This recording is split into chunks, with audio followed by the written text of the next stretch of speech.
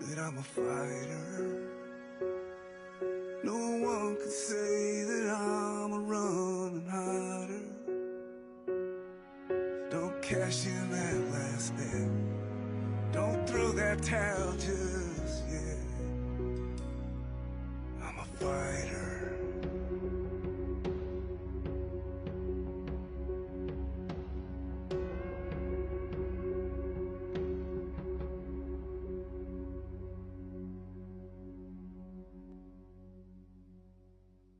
From the very first day that we take back the White House from crooked Joe Biden, the worst president in the history of our country, I believe that we're going to have 4 of the greatest years in the history of our country. I will, once and for all, secure our elections. We're going to go to paper ballots. We're going to have same-day voting, voter ID. We're going to do it properly. We're going to have good, secure, beautiful elections. We never want what happened in 2020 to happen again. But until then, Republicans must win. And we must use every appropriate tool available to beat the Democrats. They are destroying our country. Whether you vote early, absentee, by mail, or in person, we are going to protect the vote. That's the most important thing we have to do, is protect the vote. Keep your eyes open, because these people want to cheat, and they do cheat. And frankly, it's the only thing they do well. We will make sure your ballot is secure and your voice is heard. Many Republicans like to vote on Election Day, and we must swamp the radical Democrats with massive turnout on Tuesday, November 5th. The way you win is to swamp them. If we swamp them, they can't cheat. It just doesn't work out. But if you can't make it, you need to make a plan, register, and vote any way possible. We got to get your vote. So with your vote, we will win a victory the likes of which no one has ever seen before. We will evict crooked Joe Biden from the White House, and we will take back our country on November 5th, 2024, the most important day in the history of our country. That's what it's going to go down as. Thank you.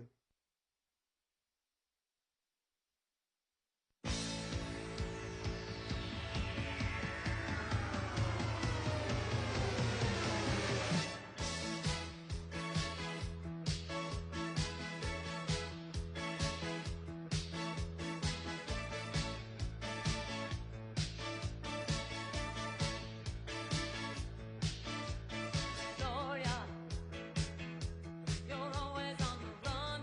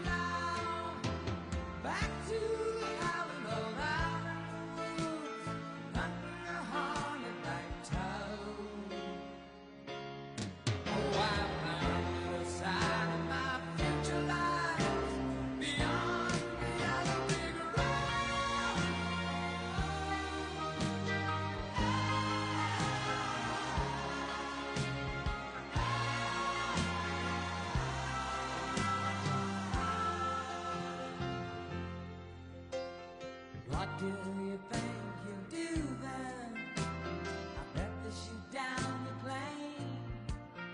It'll take you a couple of hot urine tonics to set you on your feet again. Maybe you'll get a replacement. There's plenty like me to be found.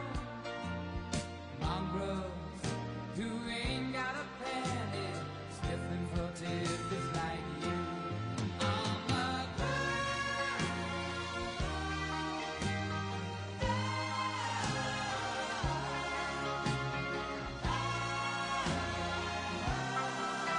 So goodbye, yellow big road, where the dogs all society howl.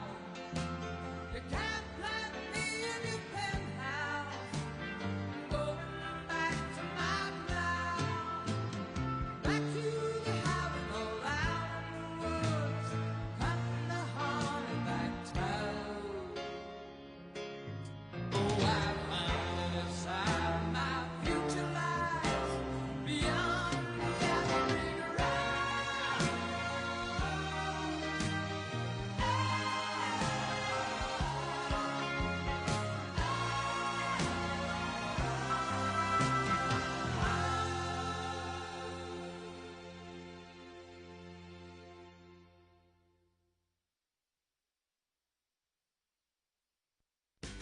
You shake my nerves and you rattle my brain. Too much love drives a man insane. You broke my will, what a thrill. Goodness, your records just quitting balls of fire. I let you love all I thought it was funny. You came along and you moved now, honey. I changed my mind, love is fine. Goodness gracious, quitting balls of fire. You kissing me, baby. Ooh, it feels good. Hold me, baby. Girl, just let me love you like a lover should. You're fine, so kind. I'm gonna tell this world that you're mine, mine, mine, mine. I took my nails and I twiddle my thumb. I'm real nervous, but it sure is fun. Come on, baby, you drive me crazy. The goodness gracious, whipping balls of fire.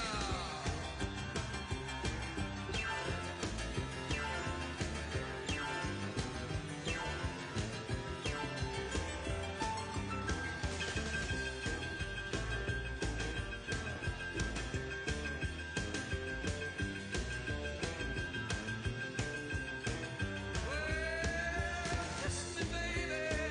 Ooh, it feels good. Hold me, baby. I want to love you like a lover should. You're fine, so kind. I got to tell this world that you're mine, mine, mine, mine. I treat my nails and I flip on my thumb. I'm real nervous 'cause the show is fun. Come on, baby, drive me crazy. Goodness gracious, quick balls of fire.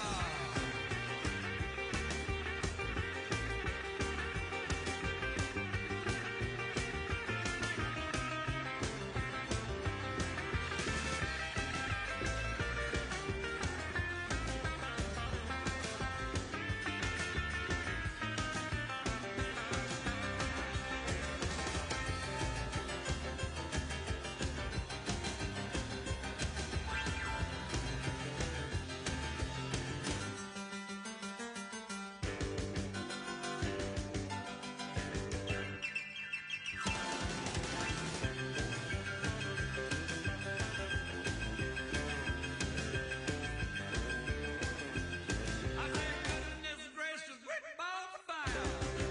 Ooh.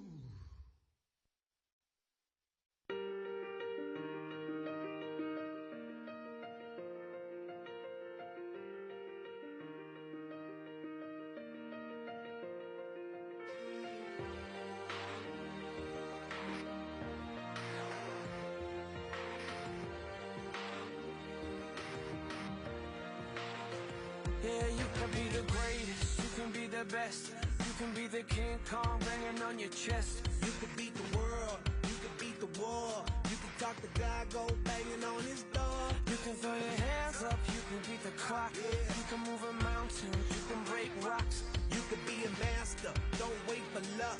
Dedicate yourself and you go find yourself. Standing in the Hall of Fame. Yeah.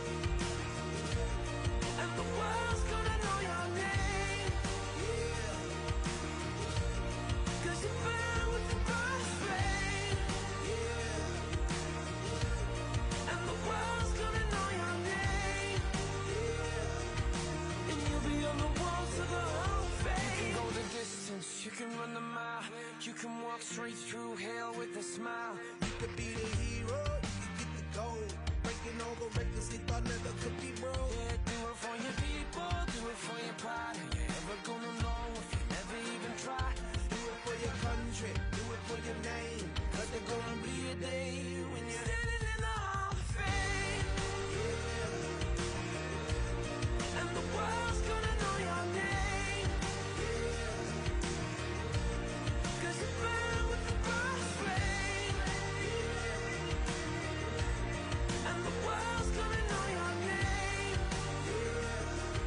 And you'll be on the walls of the Hall of Fame. Be a champion, be a champion, be a champion, be a champion. The walls of the Hall of Fame.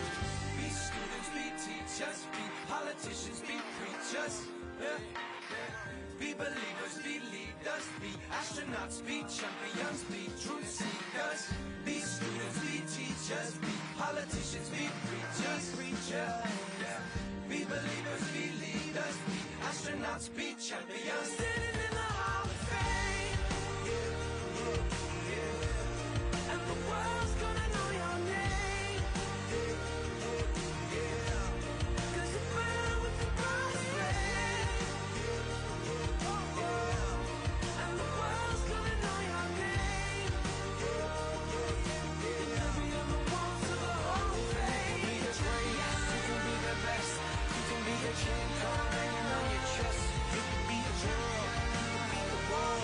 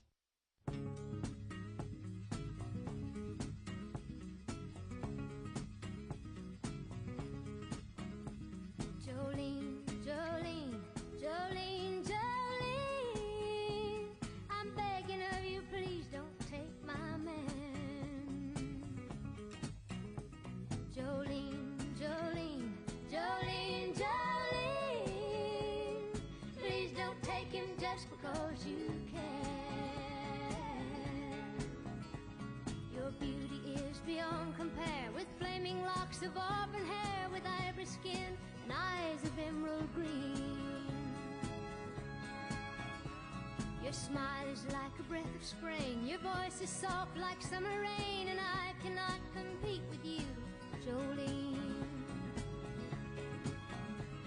He talks about you in his sleep, and there's nothing I can do to keep from crying when he calls your name, Jolene. And I can easily understand how you could easily take my man, but you don't know what he means to me, Jolene. Jolene, Jolene, Jolene, Jolene, I'm begging of you, please don't take my man. Jolene, Jolene, Jolene, Jolene, please don't take him just 'cause you can. You could have your choice of men, but I could never love again. He's the only one for me, Jolene. I had to have this talk with you. My happiness depends on you, and whatever you decide to do, Jolene. Jolene, Jolene, Jolene, Jolene, I'm begging of you, please don't take my man. Jolene, Jolene, Jolene, Jolene, please don't take him even though you can. Jolene, Jolene,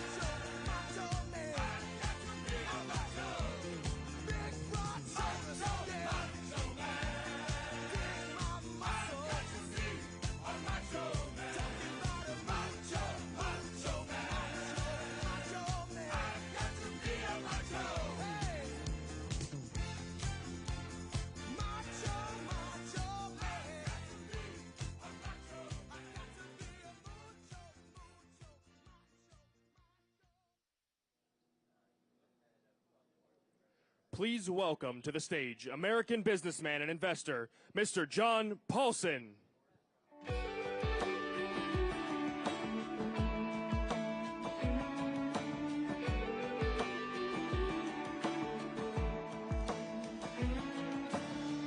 Granddaddy came back from war with a purple heart and a couple scars. A lot more like him out there never made it home, but they ain't gone. And old glory don't ever get old. She's the greatest story's ever been told. Hey, welcome everybody. My name is John Paulson, and like you, I'm proud to be a proud supporter of President Trump. When he is elected president, he will deliver the greatest economic boom to America than we've ever seen. We'll see growth in our energy sector. We become a manufacturing powerhouse. We'll see growth in real wages, which will benefit all Americans. It's great to see so many people here. Thank you.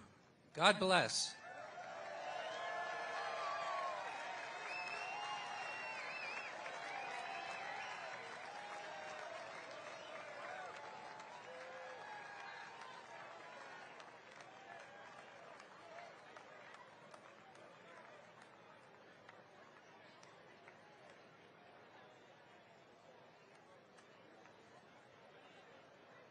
Ladies and gentlemen, please welcome to the stage American investor and founder of the Witkoff Group, Mr. Steve Witkoff.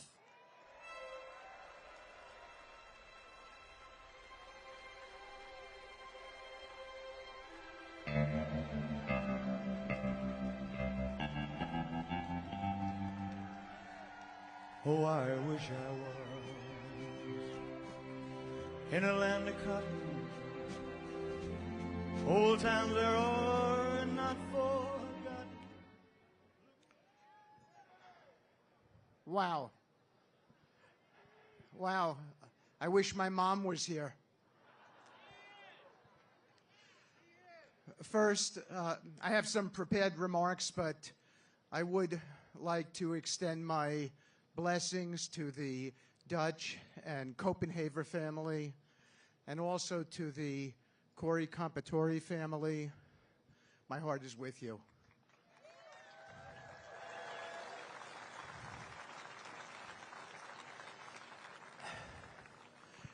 This is a beautiful, beautiful town. I was marveling at the beauty. Patriots of Butler, Pennsylvania, it is my honor and my blessing to stand before you today.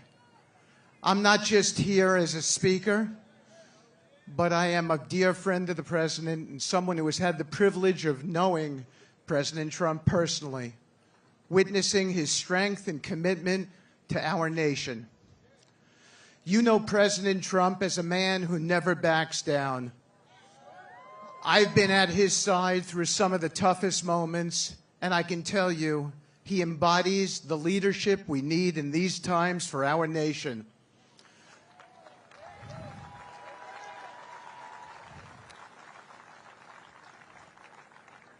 I was 10 feet away from him during the second assassination attempt. Amidst the chaos, President Trump stood tall. He didn't flinch or complain, not one bit. He chose strength, not for himself, but for us, for me that day, his friends, his staff, and for every American who believes in this country. That's who Donald Trump, my dear friend, is.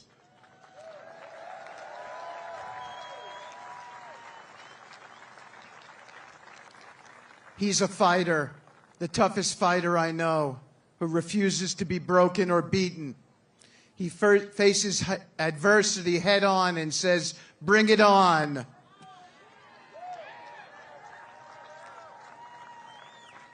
At the Republican National Convention where I spoke, I shared a side of the president many do not have the luxury of seeing: his empathy. While the media paints him as tough, they don't show how deeply he cares. He feels the burden of every challenge this country faces and understands the struggles of everyday Americans.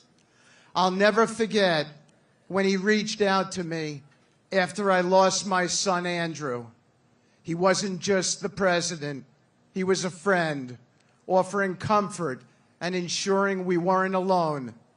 That's the kind of leader he is, the kind we need more than now than ever, the kind who came here today even though he lost his own life on this very stage, but he was not going to be deterred. Today we stand at a pivotal moment. In the wake of the Iranian attack, our nation stands at a crossroads. The world watches to see who will step up to lead us. We need a leader who understands the gravity of this moment, who embodies strength in action, not just in words. President Donald Trump is that leader.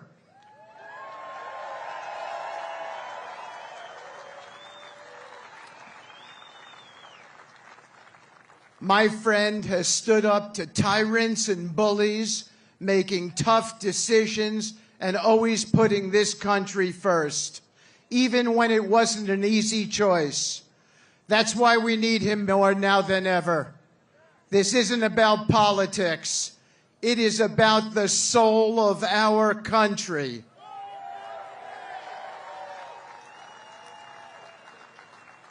It is about choosing strength over weakness, vision over indecision, and leadership over chaos. We are living in a time that demands greatness. As Abraham Lincoln once said, you cannot escape the responsibility of tomorrow by evading it today. President Trump understands that. He is the most consequential president in the history of this country. He knows that leading this nation is about taking responsibility for our future, ensuring our children and grandchildren inherit a country that is safe, prosperous, and free. Behind the headlines and the political battles is a man who wants to see America thrive. He believes in every fiber of his being that this country is still the greatest nation on earth and that her best days are yet to come. So as we face this pivotal moment in history, ask yourselves, who do you want leading this country when the enemies of freedom threaten our way of life?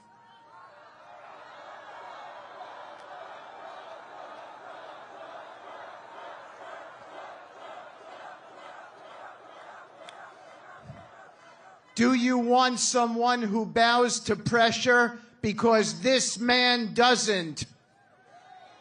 Or someone who stands up, fights back, and says, no matter what you throw at me, I will not break.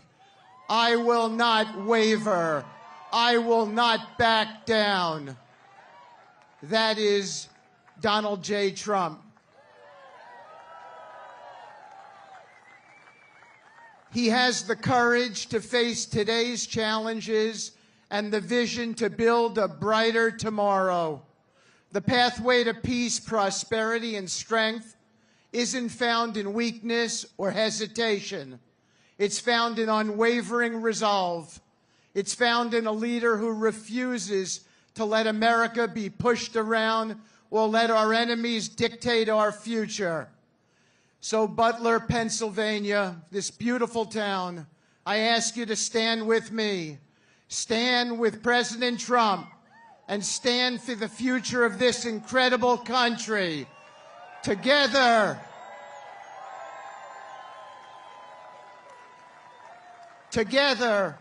we will overcome every obstacle and make sure America's best days are still ahead.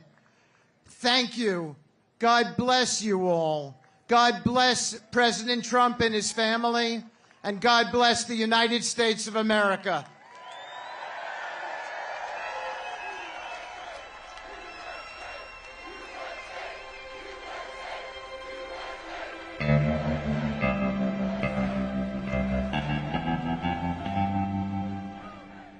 Oh, I wish I was in a land of cotton. Old times are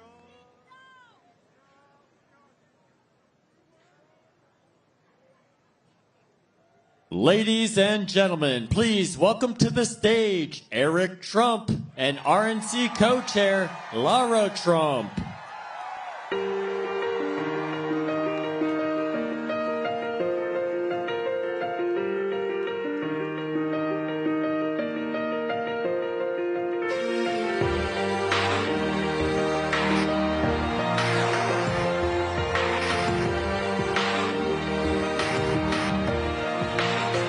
Yeah, you can be the greatest, you can be the best. You can be the King Kong banging on your chest. You can beat the world, you can beat the war. You can talk to God, go banging on his door. You can throw your hands up, you can beat the clock. You can move a mountain, you can break rocks. You can be a master, don't wait for luck. Dedicate yourself and you can find yourself. Standing in the Hall of Fame. Yeah. And the world's gonna know your name. Pennsylvania.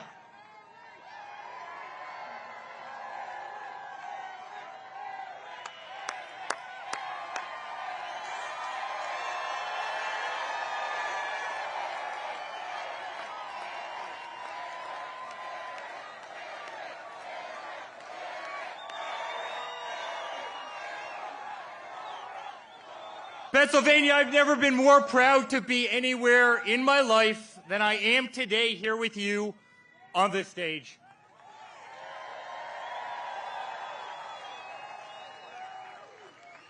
This is a big family. They tried to take away someone we all love, and they did take away someone we love in Corey, an incredible man.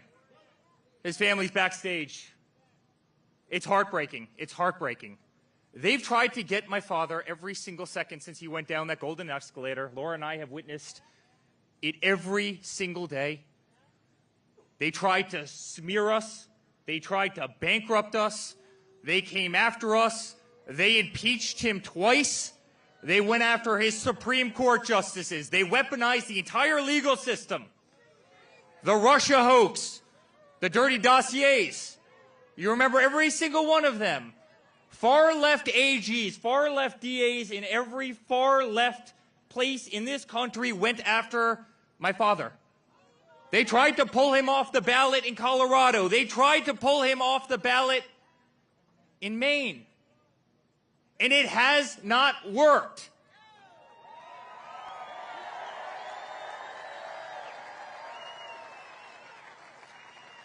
And then, guys, they tried to kill him.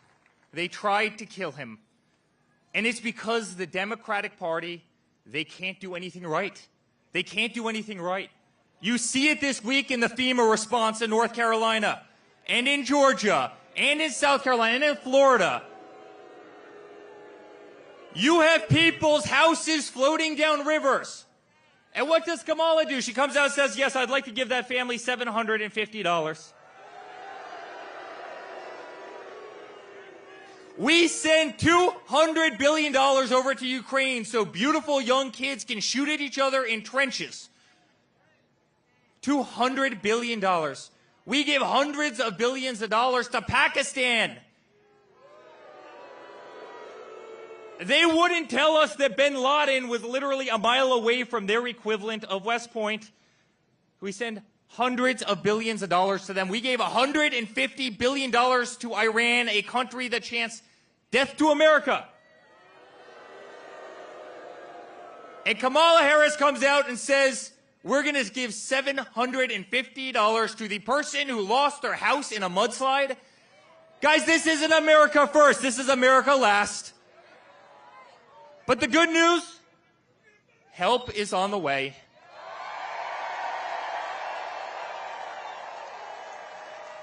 And help is on the way from the bravest person I have ever met in my entire life. My father's been the greatest father a person could ever have. He's been an inspiration to this entire country. And he was an inspiration here in Butler when he stood up with blood running down his face and said, "Fight, fight, fight."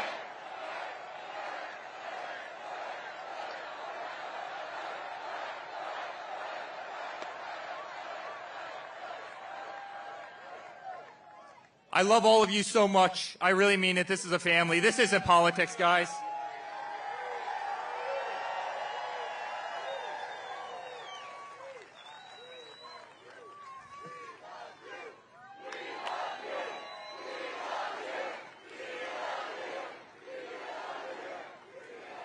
Guys, this isn't politics. This isn't politics. This is a movement of absolute love of hundreds of millions of people who want to save the United States, who want to keep our country number one at absolutely everything we do. And that's why we're going to re-elect Donald Trump as the 47th President of the United States. Guys, we love you. And to a woman that is doing a truly great job in every aspect of life, from being a great wife to an unbelievable mother. By the way, I think Caroline and Luke Trump are the most popular Trumps right now. Did you guys see them a couple weeks ago? Vote for Grandpa. Make America great again. But she's doing a hell of a job as the RNC co-chair. You know, I get to go to bed every single night and wake up every single morning listening about voter integrity. It's really great. I'm really, really excited for November 6th when Laura can turn over in the morning and not talk about voter integrity. But she's doing a hell of a job. Ladies and gentlemen, Lara Trump. All right, Pennsylvania. Is anybody here ready to send Donald J. Trump back to the White House?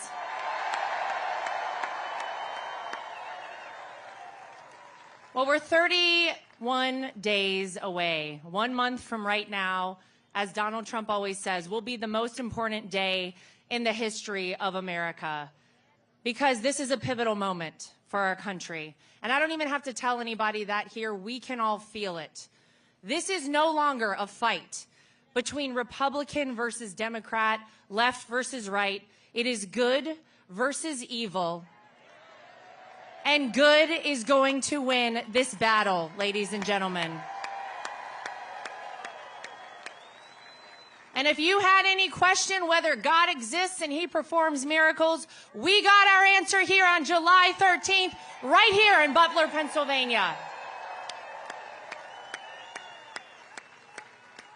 He spared Donald Trump's life because he was not finished with Donald Trump. And he did it not once, but twice. And I've said it time and time again, but now you feel it more than ever. Donald Trump was made for such a time as this.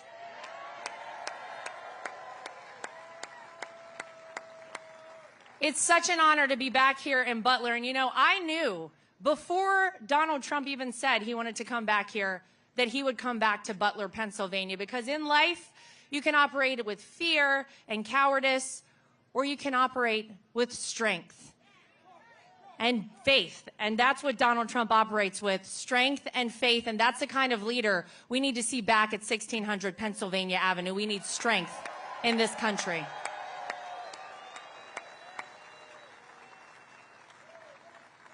And Eric's right. I've been doing a little something with making sure that we have free, fair, and transparent elections, and that only legal citizens are voting in our elections here in the United States of America. That's okay. It's been the #1 focus of the RNC since I took over alongside our chairman, Michael Whatley, back in March. We have had a big goal of recruiting 100,000 people to volunteer as poll watchers, poll workers, legal experts on the ground. And we said, I don't know, 100,000 is a lot.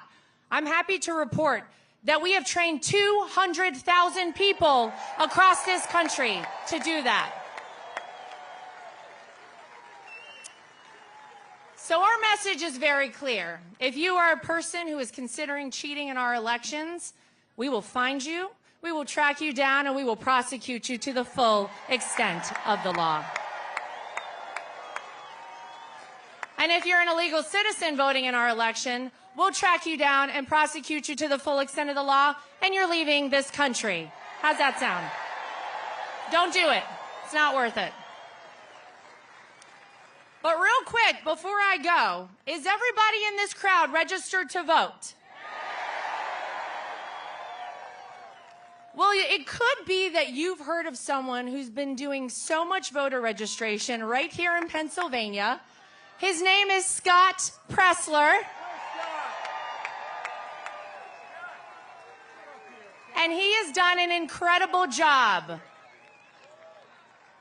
We have flipped Bucks County and Luzerne County from Democrat to Republican in terms of voter registration. And I would like to invite my friend Scott Presler to come up and say a few words to you folks, if you would welcome him, please, to the stage right now.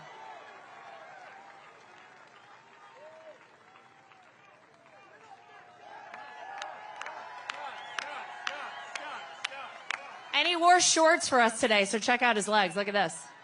Yes.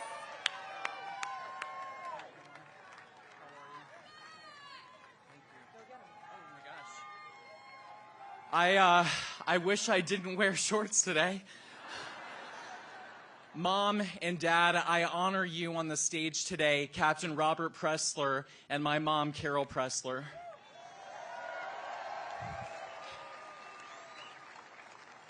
Pennsylvania, you have the power to change the world. Pennsylvania wins the White House, and so please, I ask you today, please check your voter status, make sure you're an active voter registered at your current address, and please visit vote.pa.gov and register to vote today. A message to our union workers. We want your vote. We want to keep jobs here in America.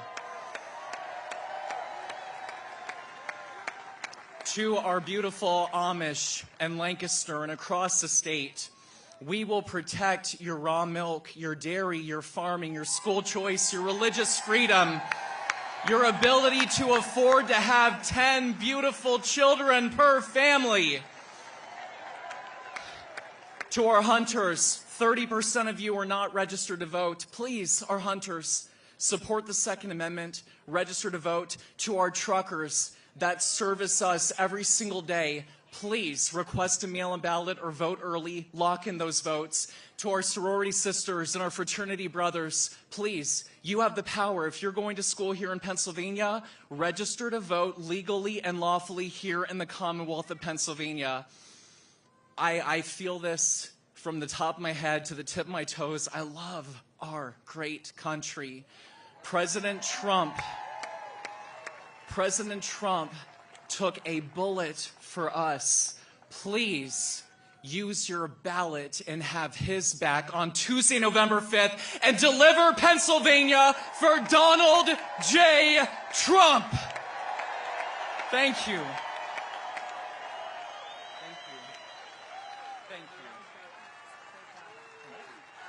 All right, before we go, what we're going to do here today, ladies and gentlemen, is we're going to make a new memory in Butler, Pennsylvania. And this will mark the moment that this election was won for Donald J. Trump. Let's send him back to the White House on November 5th. We love you, Pennsylvania. Thank you. God bless.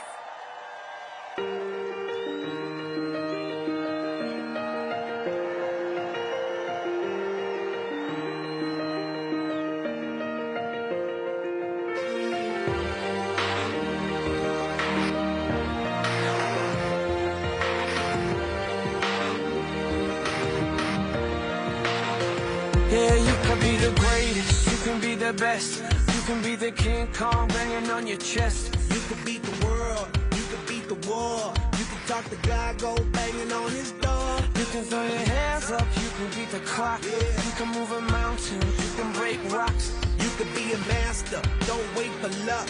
Dedicate yourself and you go find yourself. Standing in the Hall of Fame. Yeah.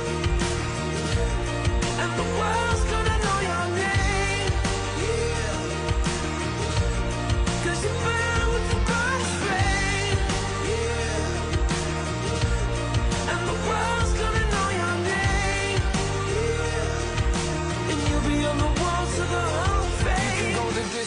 race, you can run the mile. You can walk straight through hell with a smile. You could be the hero, you could get the gold. Breaking all the records they thought never could be broke. Yeah, do it for your people, do it for your pride. Are you ever gonna know if you never even try? Do it for your country, do it for your name. Cause there's gonna be a day when you're standing in the Hall of Fame. Yeah. And the world's gonna know your name. Yeah. Cause you burn with the brass flame. Yeah. And the world's gonna know your name. Yeah. And you'll be on the walls of the Hall of Fame. Be a champion. Be a champion. Be a champion. Be a champion. The walls of the Hall of Fame. Be students, be teachers, be politicians, be preachers. Yeah. Be believers, be leaders, be astronauts, be champions, be truth seekers. Be students, be teachers, be politicians, be preachers. Yeah. Be believers, be leaders, be astronauts, be champions. Standing in the Hall of Fame. Yeah. Yeah. And the world's gonna know your name. Yeah. Cause you burn with the brass flame. Yeah. And the world's gonna know your name. Yeah. You'll be on the walls of the Hall of Fame. You can be the greatest, you can be the best. You can be a chain car hanging on your chest. You can be a hero,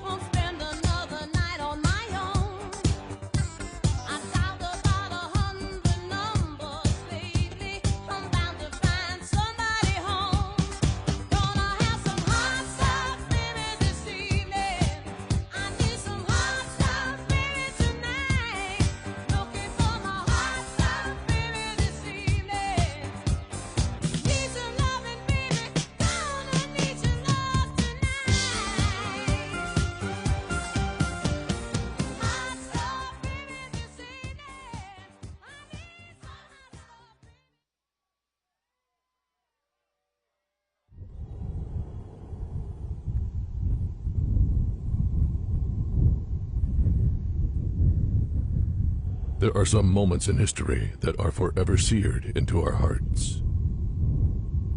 Moments when time stops, when joy is shattered by pure terror, when evil seems to triumph over good, and our pride turns to mourning, all in an instant. The bravest among us suddenly fallen. Patriots and presidents besieged. A nation stunned to its core. And in the silence of our grief, in the stillness of our prayers, we ask, why? And we may never know. But in our nation's darkest moments, when all seems lost, when the cause seems to be unwinnable, when the night seems to never end, and hope is on its knees.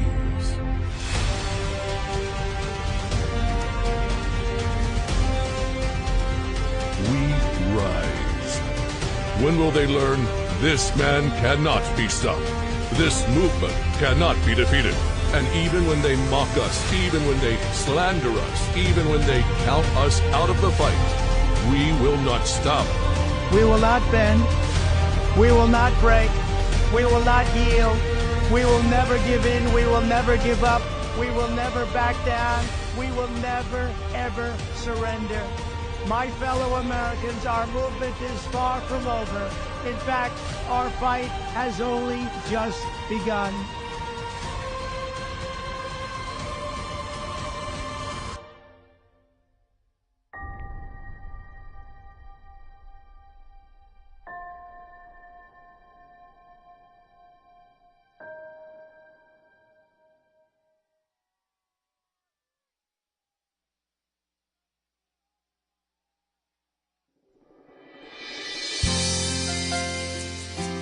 Ladies and gentlemen, please welcome the next President of the United States, President Donald J. Trump.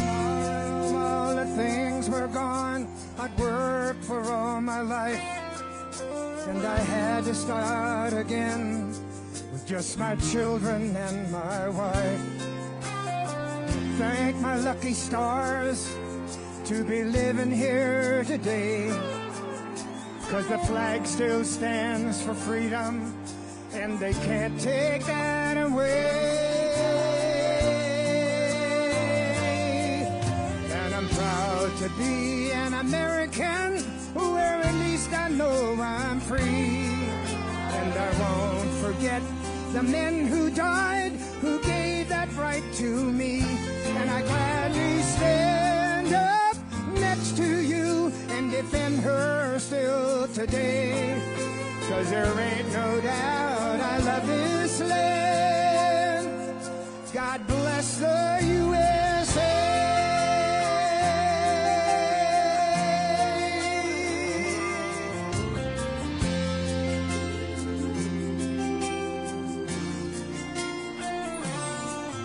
From the lakes of Minnesota to the hills of Tennessee, across the plains of Texas, from sea to shining sea, from Detroit down to Houston and New York to LA. There's pride in every American heart, and it's time we stand and say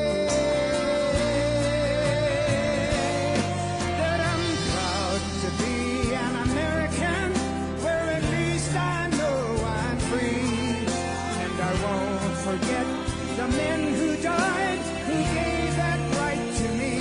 And I gladly stand up next to you and defend her still today. 'Cause there ain't no doubt I love this land.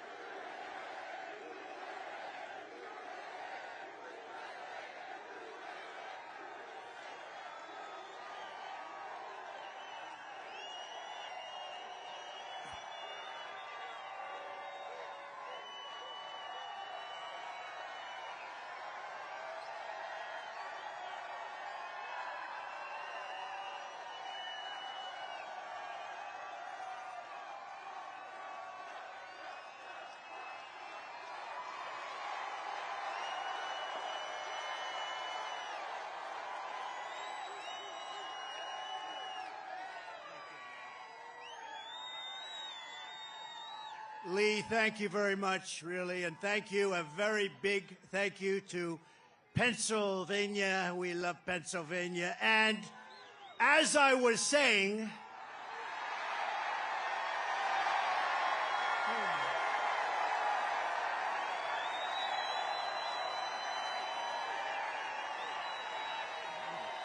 oh, I love that. I love that chart. I love that graph.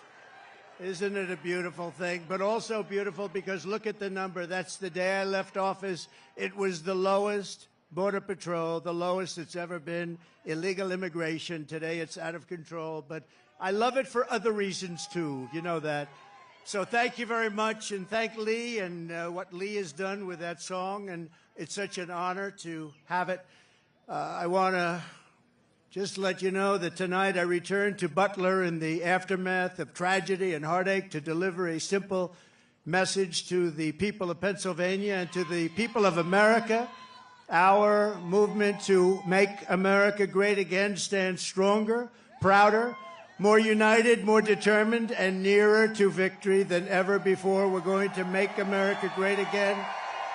Going to win the election. Going to win the election.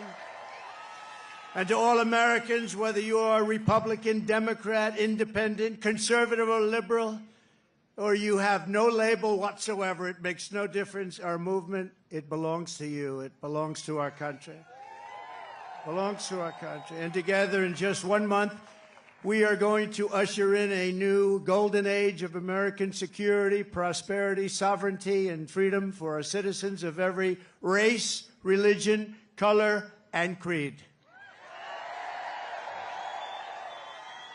Exactly 12 weeks ago this evening on this very ground, a cold-blooded assassin aimed to silence me and to silence the greatest movement, MAGA, in the history of our country. MAGA.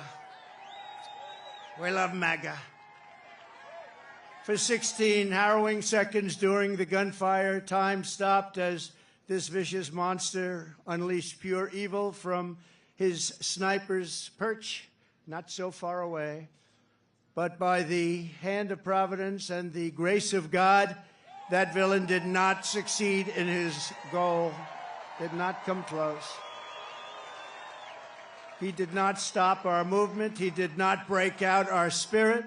He did not shake our unyielding resolve to save America from evils of poverty, hatred, and destruction.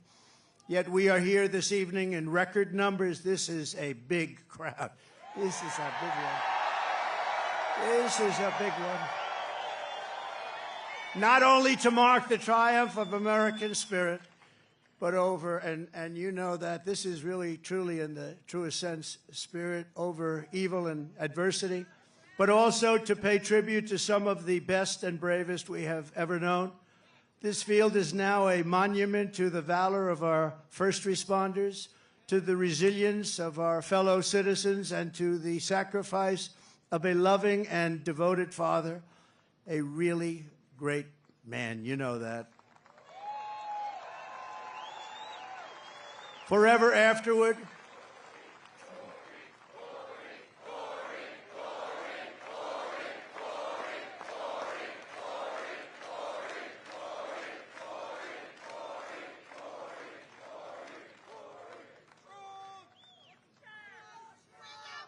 forever after, all who have visited this hallowed place will remember what happened here, and they will know of the character and courage that so many incredible American patriots have showed and know, and they know it at a level never seen before, probably. First, I want to thank the men and women of the U.S. Secret Service who threw their bodies on top of mine without even a thought for their own lives. They were on top of me so fast.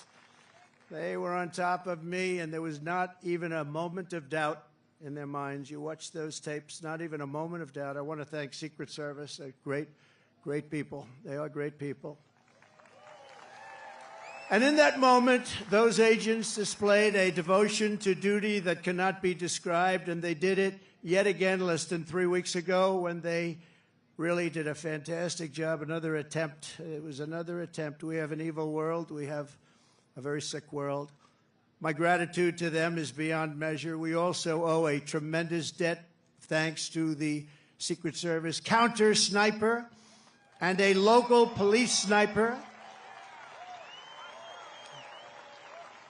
who returned fire within seconds and stopped the shooter quickly and saved many lives. If he didn't stop, he saved many lives. He had a lot of bullets, a lot of ammunition up there with him. And we are, I mean, just amazing when you think they did it so quickly without any knowledge of what was going on, boom. And had that not happened, it would have been a very different story. It would have been many, potentially many people. I also want to express our thanks to the Butler Township Police Department, incredible people.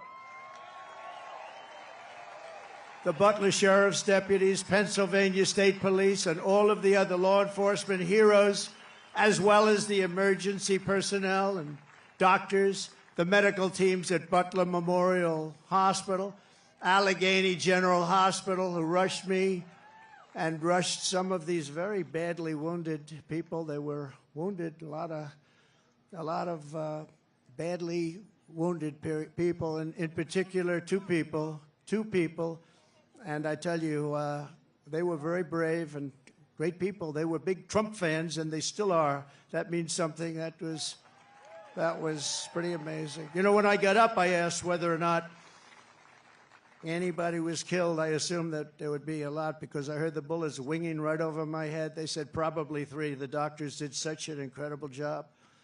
It was one great gentleman, but the other 2 have been amazing, actually. They've gone through it. They've gone through a lot. And when the crisis struck, they did really Pennsylvania proud. You've heard that expression, Pennsylvania proud. It's a great place. I went to school. I went to college in Pennsylvania. It's a great place. The people are incredible. Also, and I have to say, after returning to the field tonight, is one of the really brave Americans who was hit by the assassin's bullet, U.S. Marine veteran David Dutch. David, thank you. Thank you, David. Thank you, David. And David, we're thrilled to see your recovery is going well. Great doctors up here, I have to tell you, great doctors. Your courage is really an inspiration to us all, so I want to thank you very much, David. A great gentleman, great gentleman. I want to send our love to someone who could not be here because he has just undergone a major surgery related to the shooting. A man who was really badly wounded, like David, James Copenhagen, because James was a wonderful man, a big Trump fan. And Mr. Copenhagen is out there watching us right now, but he's in a hospital where they did some additional work, but he's in great shape. He wanted to be here so badly, but he's in great shape, and we appreciate it, and we're looking to his full and complete recovery. He will have a complete recovery. Thank you. Thank you very much. And of course, there's one more hero who could not make it back here tonight because he is no longer with us, right? You know who that is, right? Corey, our beautiful Corey.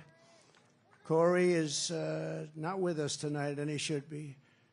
And we all miss him. He's become somewhat of a folk hero, I have to tell you. Who is with us is his beautiful wife and daughters and relatives, sister.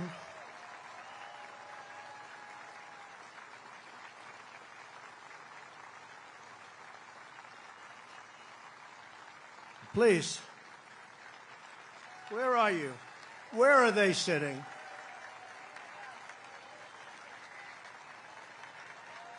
There they are. There's a lot of people. It's not easy to find people in this audience. It goes back further than you can see. Thank you very much. Thank you very much. Thank you very much. Great family, a great, incredible family. And he loved you a lot. And, you know, his wife said something very beautiful. The public, a lot of people, all of us, A lot of people have been very generous, and she said, I'd rather have my husband. That's a good thing to say. That's a good thing to say. I'd rather have my husband. Corey Comperatore was an incredible husband and father, a devout Christian, a veteran, and a proud former fire chief, very respected within the town. Everybody knew him. Few men volunteered to run into fires, but Corey was one of those who did. He ran into fires. I spoke to people that were with this guy would do anything. He was brave, right? Brave guy like you. And he was also a protector who put his life on the line for others, and he loved doing it. And when the sound of gunshots pierced the air on that July evening, Corey leapt into the fire one more time. In his last seconds of this earth, he threw himself on the top of his wife and daughters. He didn't want them hurt. He threw himself. He said he knew what was happening. He didn't want them hurt. And he was hit hard. He was hit hard.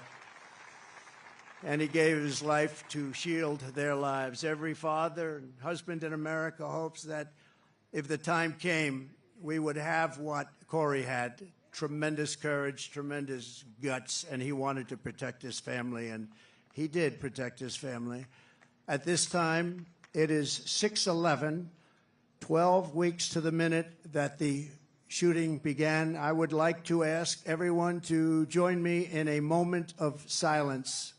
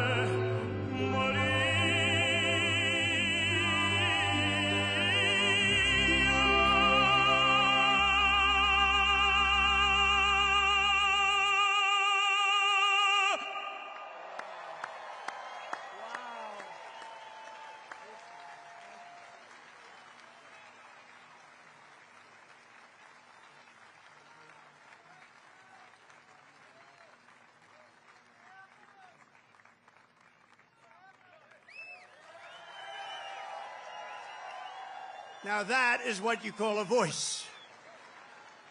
One of the greatest opera singers in the world, and Christopher Macchio, who's truly a great talent, is going to be back when I leave, and I'm going to stay backstage watching every song. He's going to sing 3 or 4 great songs, Nessa Dorma and others. And so I wouldn't leave your seat too fast when we're finished today, but this is in honor of 3 great people, actually, 3 great, and in particular, Corey. And we appreciate it, but that is a real voice, isn't it, huh? That's not... What do you think, Mr. Future Vice President? Pretty good, right? I don't know if you could do that, J.D. I don't know. I don't think J.D. can do that. In the face of murderous hate, Corey answered the most selfless kind of love. We are joined this evening by Corey's incredible widow, Helen, his 2 precious daughters, Kaylee and Allison, and his sisters, Kelly and Dawn. Thank you so much. Thank you so much. This is an incredible tribute. This is a tribute like no other, and he deserves it. To Helen and the entire family, I can only begin to imagine the depths of your grief, but I want you to know that just like you, we will carry his memory in our hearts for as long as we live. Everybody in this stadium and everybody that was there on that tragic evening, we are thinking about Corey. We think about him a lot. I know he's looking down on us right now from heaven, smiling at his beloved wife and daughters and his mother, Karen, and his entire family. And he's with you, and he's going to be with us for a long time because, you know, some people just don't die in vain, and what he's left behind is incredible. And so God bless you, Corey. God bless you. Thank you very much. God bless you. You know, I just one little story. Helen told me that on the day that they came to the rally, Corey was really excited because somebody gave him great seats right up front here with the people from North Carolina, the ladies from North Carolina. This is their 227th rally. I don't know what's going on with them. Those beautiful ladies. But they always seem to have good seats. You know? But Corey had the best seat in the house, and he was telling his wife and family on the way over in the car, he said, I'm telling you, he's going to invite me up on the stage, because I do that sometimes. I take people, we invite them up on the stage. And she smiled, thinking it'll never happen. And little did anyone realize that Corey would be on the stage 3 months later in an almost immortal position. And that's where he is today. He's on the stage in I think it's a truly immortal position. So the love that he showed on that day and throughout his life is the love that sustains the entire movement, love that our families have, and it's love of our communities and love of our country. It's a force more powerful than any hatred and malice, because even in the darkest hours it shines forth as a guide, and it guides us like nothing could ever guide us. It guides us really like a candle in the night. And so it's love like Corey's that is joining us to save our country, that's going to heal our country, and that is going to reunite our country as one nation under God, indivisible, with liberty and justice for all.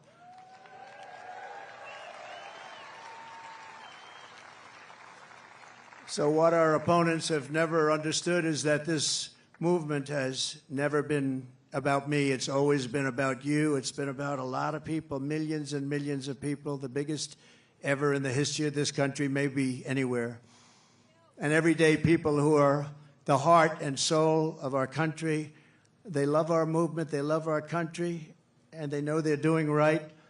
Your hopes are my hopes, your dreams are my dreams, and your future is what I am fighting for every single day.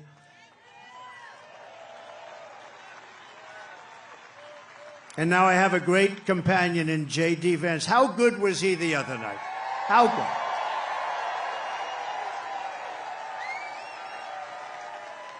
He was great.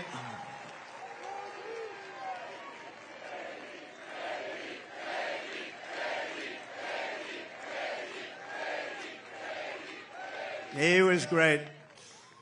But from the very beginning of this journey, I've been on a mission to rescue our country from a failed and very corrupt political establishment, very corrupt. We have to change it. We have to change it. We need also a very free and open press. and to give it back to the country you believe in and I believe in. It's a country that we were born in and the country that you deserve. You deserve this. In that mission, I will never quit. I will never bend. I will never break. I will never yield, not even in the face of death itself. And I believe that every citizen deserves an America with a grand, very, very grand ambition, great opportunities, and limitless. We just want limitless potential. We want an America where you can get ahead and be proud of life and provide for your family in a really decent way, where we don't have crime. We have a fabulous military to protect us from evil. We have everything has to be the best. We have to have the best schools.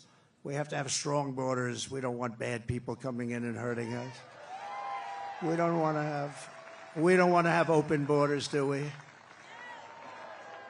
You deserve a government that protects and respects its own citizens, that defends your sovereignty, your security, and your dignity and your freedom. You deserve a nation that builds things, again, makes things better, that aims for the stars once more, and that once again commands respect. And we want to get respect like we had it 4 years ago. The entire world respected us. They respected us. They respected us more than they've ever respected us. And now they laugh at us. We can't have them laugh at us, can we? Above all, you deserve leadership in Washington that does not answer to the lobbyists, to the bureaucrats, or to the corrupt special interests, but answers only to you, the hardworking citizens of America, of which there are a lot of them. We have a lot of them. We have a lot of them. Over the past 8 years, those who want to stop us from achieving this future have slandered me, impeached me, indicted me, tried to throw me off the ballot, and who knows, maybe even tried to kill me. But I've never stopped fighting for you, and I never will. Never will. Never going to stop.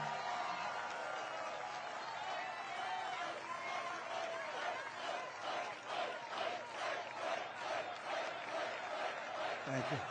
Thank you.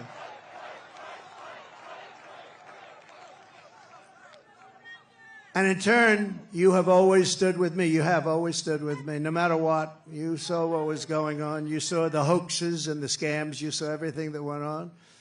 We are a team. We're a great team, I think. We're probably the best team ever in the history of our country, if you really think about it. We've fought together. We have endured together. We have pushed onward together. And right here in Pennsylvania, we have bled together. We've bled. We've had 3 people that really got hit hard. 2 of them made it. Great doctors. Great doctors. They weren't supposed to make it. I wasn't supposed to make it. People said, my great doctor at Butler said, "Sir, you're the luckiest man alive. This would be a good time for you to go out and buy a lottery ticket." I've never seen anything like I almost went out and bought a lottery ticket. I'll take it. And 31 days from now, here in this great Commonwealth and all across our land, we are going to win together. We are going to vote together. We're going to win the greatest election in the history of our country, maybe the greatest election all time.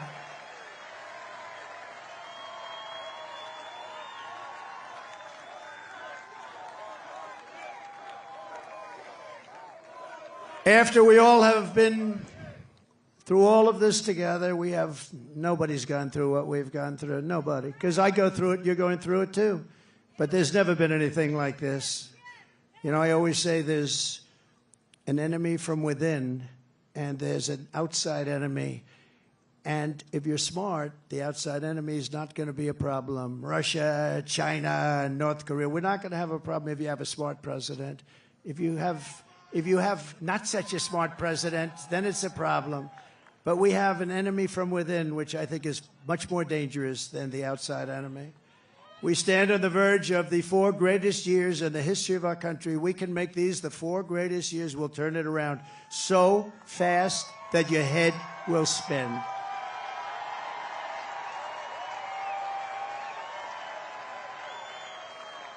With victory on November 5th, we are going to redeem America's promise and unlock the extraordinary future that is just within our reach. It is now within our reach. Think of it, 1 month from today, 1 month. We got to get there.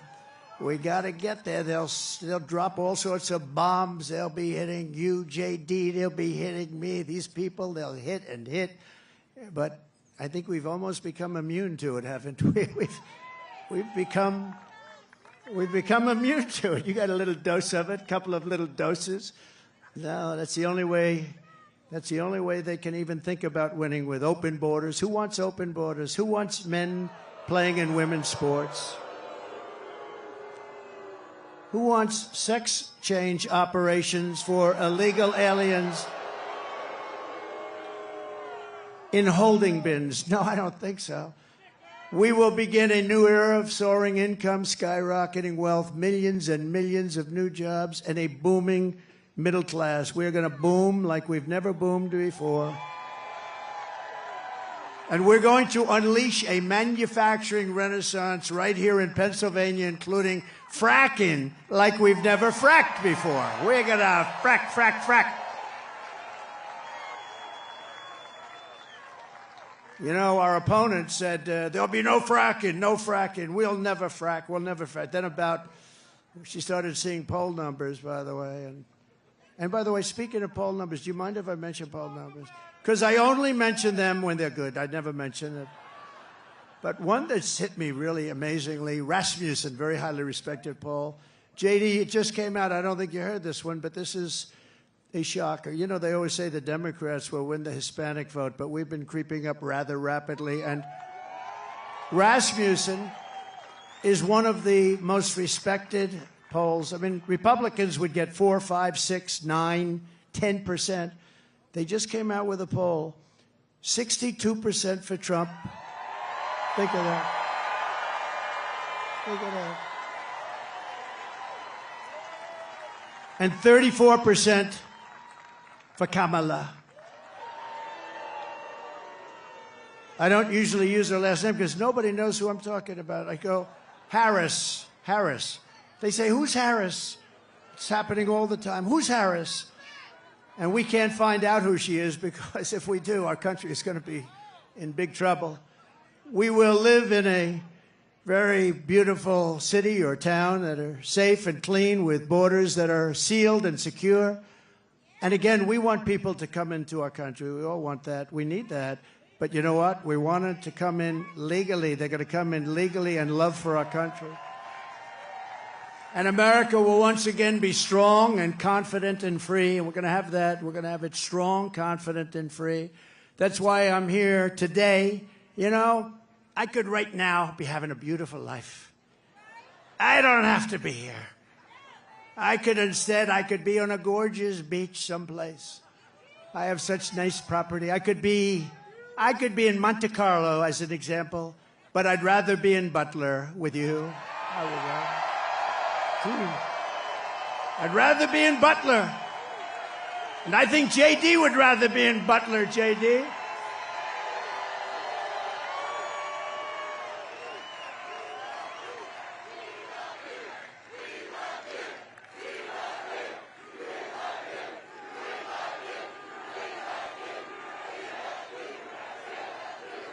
No, I'd rather be here, because we're doing something. You know, they got a lot of rich guys that go, nobody cares about them. I had one about a month ago, very, very rich guy, and he called me up. He said, President, I've known him for a long time. I don't say how long because I don't want my wife to hear that number. It's a long time. But he's very successful, and he said to me, sir, could you do me a favor? The guy's worth billions of dollars. He said, could you do me a favor? I can't get into a restaurant. Do you think you could call them to get me in? And I said, what the hell is the good of being rich if you can't get into a restaurant, right? And I called the maitre d'. Hi, I'm a little embarrassed. Hi, this is Donald Trump. I recognize your voice. I said, would you do me a favor? A friend of mine is online about a mile back. This is a very successful restaurant. And he's got his wife. I described the wife. Could you possibly go get them? Could you go get them and bring them in? And he did. And my friend called me up the next day. He said, thank you very much. Thank you. Oh, doctor, please. Doctor in the house. Thank you. Thank you. Thank you very much, doctor. Yeah, thank you.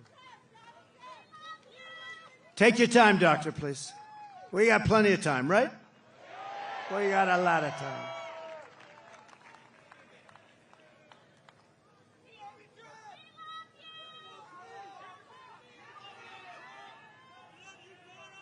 You doing okay?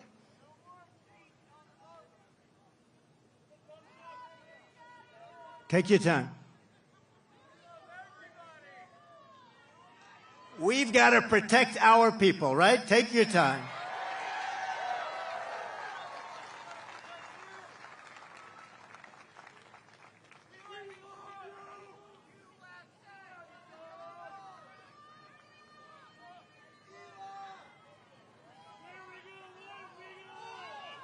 It's all right, doctor. Go ahead. That's all right. That's all right. People come out 2-3 days ago, and then they get it's an amazing thing. It's an amazing thing. We appreciate. Everybody appreciates it. Yep. Take your time. That's great. That's great.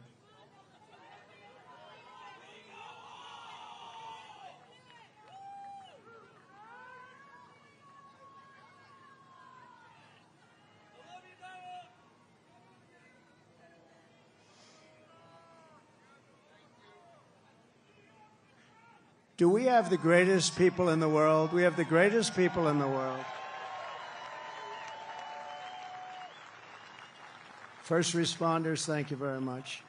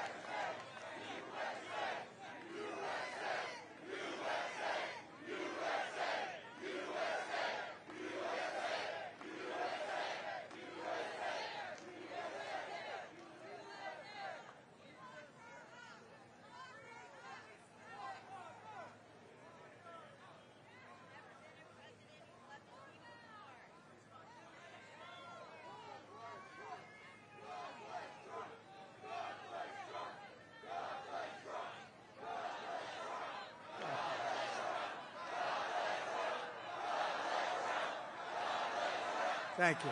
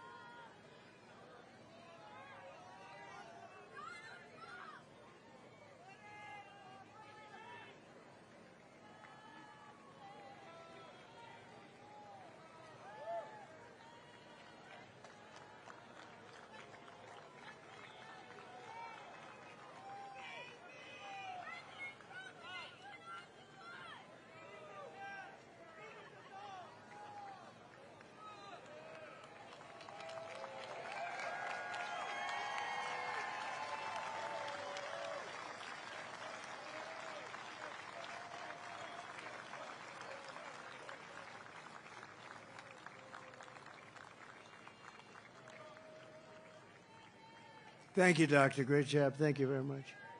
Thank you all. Fellas, thank you. First responders, thank you very much.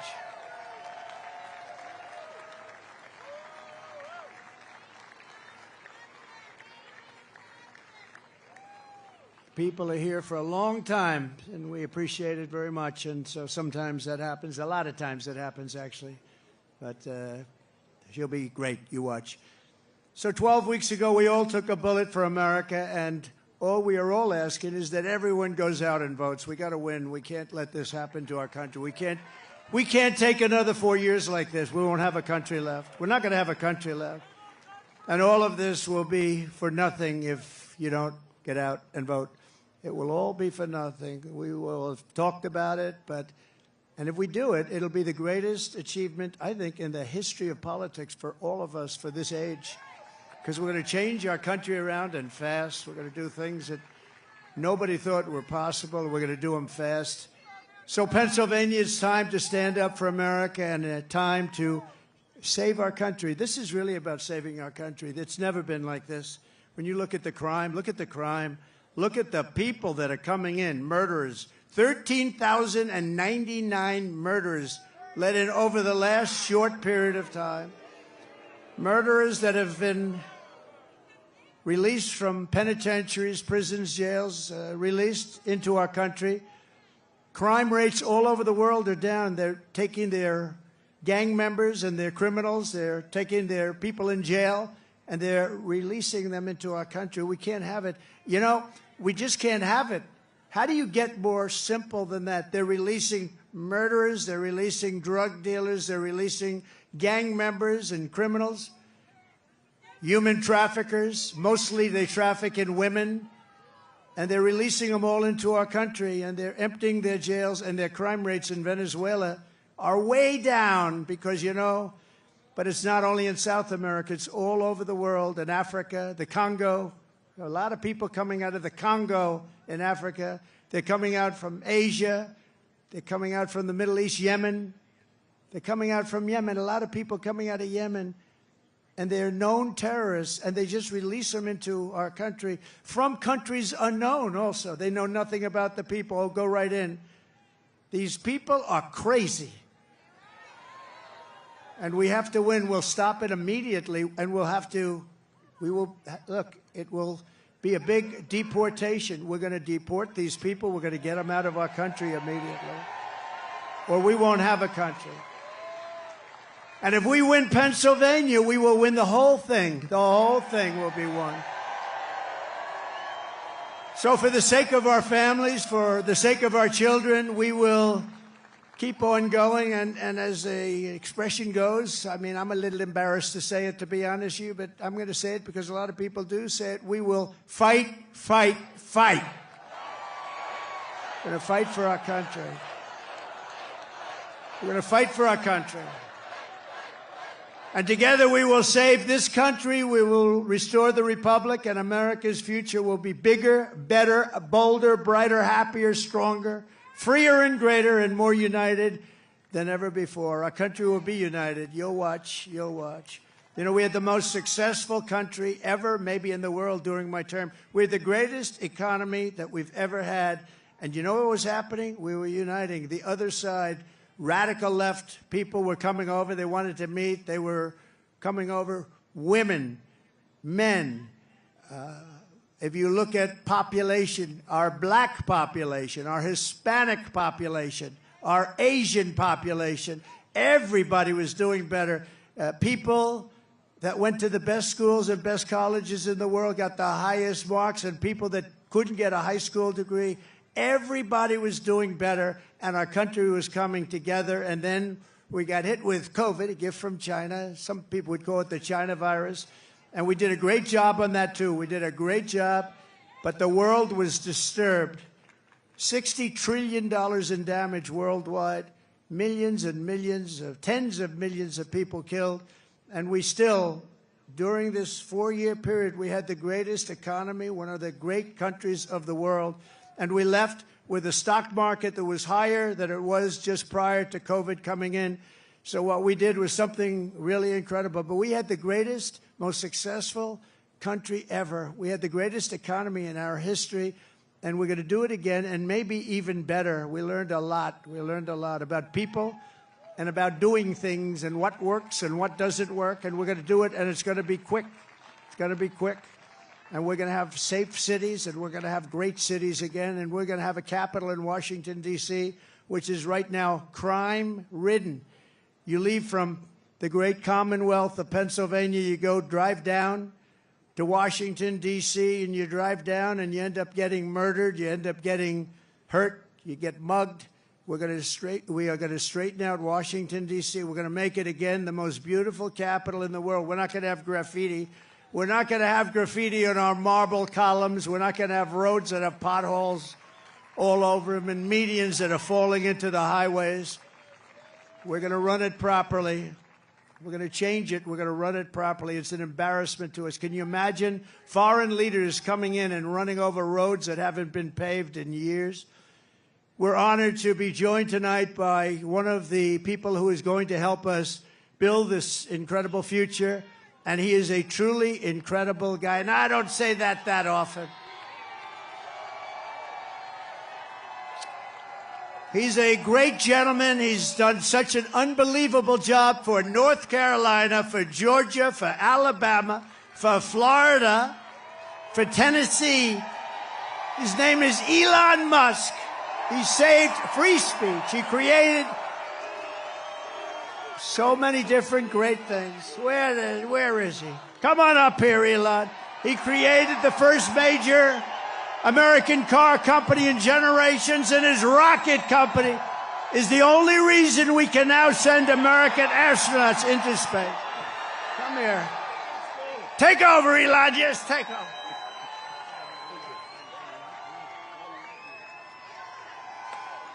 Hi, everyone.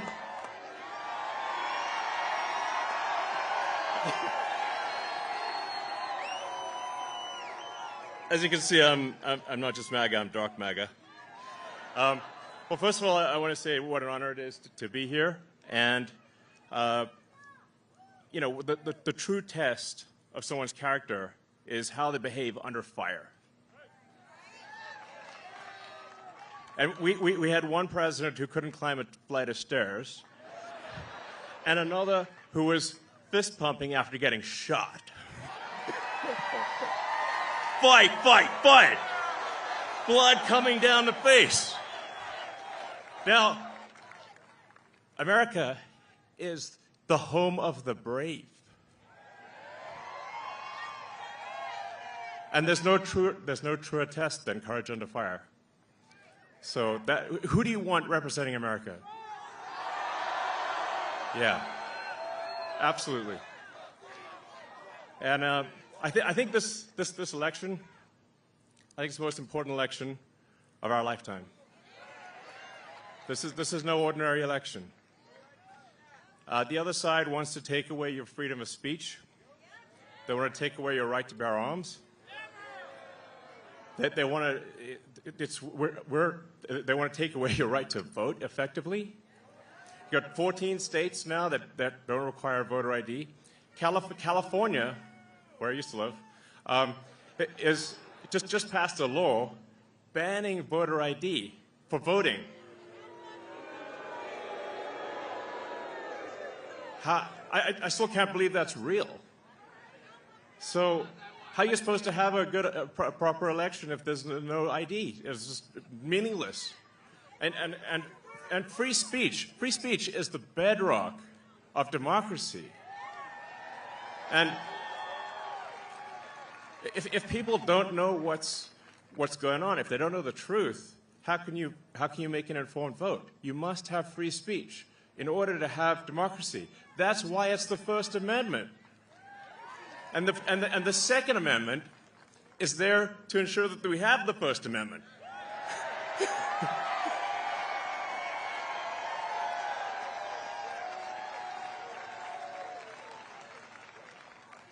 President Trump must win to preserve the Constitution. He must win to preserve democracy in America.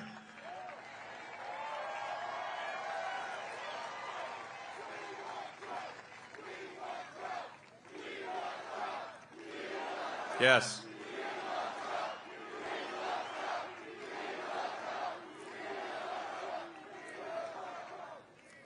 This is a must-win situation. Must win. So I have one ask for everyone in the audience, everyone who watches this video, everyone in the live stream. There's one request. It's very important. Register to vote. Okay? And get everyone you know and everyone you don't know, drag them to register to vote. There's only 2 days left to register to vote in Georgia and Arizona. 48 hours. Like, text people now. Now. Oh, and then make sure they actually do vote.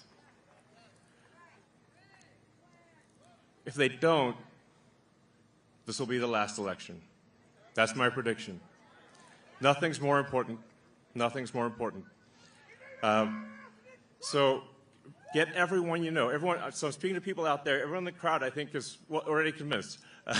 But for people out there that are watching the video, watching the live stream, you need to get everyone you know, at work, your friends, family, text groups, your social media, everything.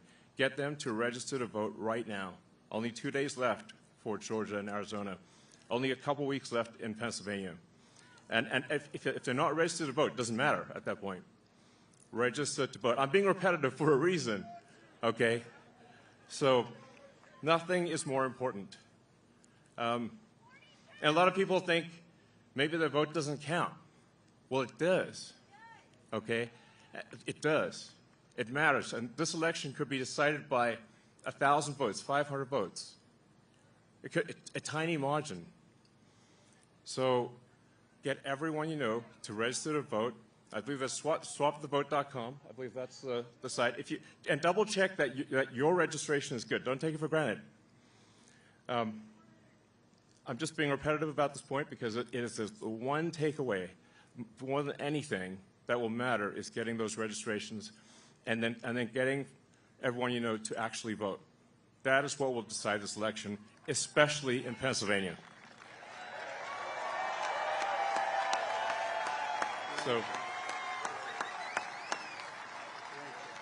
So thank you, and honestly, you want to just be a pest. Just be a pest to everyone you know, people on the street, everywhere. Vote, vote, vote. Fight, fight, fight. Vote, vote, vote. Thank you.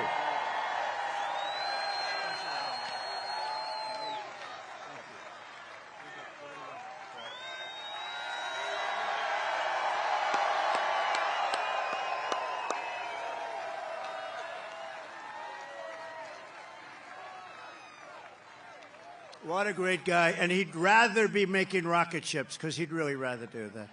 Nobody better. I think he's got 90% of the rockets that go up. But Elon, thank you very much. Incredible, incredible. What he says is true.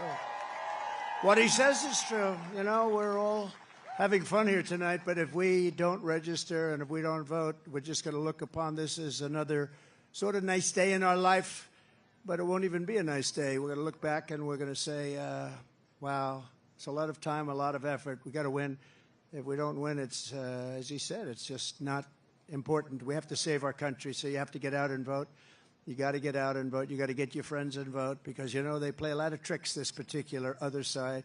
Elon's a very nice guy. He doesn't want to say it, but they play a lot of tricks. We can't let it happen. We can't let it happen again. We can't let it happen. And one thing, they showed us how bad they are. They showed us how bad a job they do. So that's one thing we got from this 4 years. They've done the worst job. It's the worst president in the history of our country. It's the worst vice president in the history of our country. And if you watched over the last couple of days, they are doing, this is a Katrina for them. This is one of the worst, they say it's the worst job ever done on helping people through the ravages of a hurricane. And they're watching, she's out there campaigning in San Francisco, a place that she ruined, okay? She ruined San Francisco. She ruined, think of this, she ruined San Francisco. She was the worst DA, and she ruined the state of California, and now she wants to ruin the United States of America. We can't let her do it. So I called Elon to tell him that they needed Starlink as an example. They couldn't get Starlink. I didn't know what Starlink was, I must tell you. Elon, I'm so embarrassed. I didn't know what the hell Starlink was. He loves Starlink. He can tell you every little screw that's needed, every wire. Me, I didn't know. But when I was in North Carolina and Georgia just the other day, yesterday to be exact, but they were saying we have tremendous communications, especially in North Carolina, and we have tremendous problems. We have no communication. The poles were ripped down. The wires were underwater. Houses were destroyed. Possibly 1,000 people, maybe more, will be, there's 600 people missing. Missing is not good, because you know what missing means generally. That's really bad. And they had no communication. They had literally no communication with, they called it the mainland, because the water was so crazy. It was like they were in the middle of a lake, and they'd never seen anything like it. And they said, do you know somebody named Elon Musk? I said, yeah, I happen to know him a little. Although he endorsed me a long time ago, but he still, to me, every day is a good endorsement from Elon. Nobody's smarter than Elon. And they said, could you do us a favor? Could you help us? We're trying to get Starlink, and it's very hard to get. Most people say you can't even get it. I called up Elon. I said, North Carolina's in big trouble. Georgia's in big trouble. They need communication. They have none because their poles have been knocked down and their wires are underwater and even dangerously underwater, but they have no communication. Elon, could you do something about Starlink, whatever the hell that is, Elon? Whatever Starlink, that's all they want to hear is Starlink. And an amazing thing happened. I got a call from one of the top people in North Carolina. I got a call from another great person in Georgia. And I wasn't finished with my phone call yet. And they got word that Starlink would be delivered to the States. I said, no. And I said, what the hell is he? What kind of a system is that? Normally you'd have to hang up and he'd go and call people. He did it during the phone call. What kind of a system do you have? That's why he's a very advanced, he is a very advanced person. But I want to thank you, Elon, because I got it. And I said, how does it work? 2 days later, how does it work? They said, much better than the wires. So now I'm saying, why the hell aren't they? You're going to come out very well anyway. And he also said, you don't have to pay me. You pay me someday when you get the money back. You don't have to pay me. He wanted nothing. He's a great guy. Thank you, Elon, for being here. Thank you very much. Great honor. Great honor.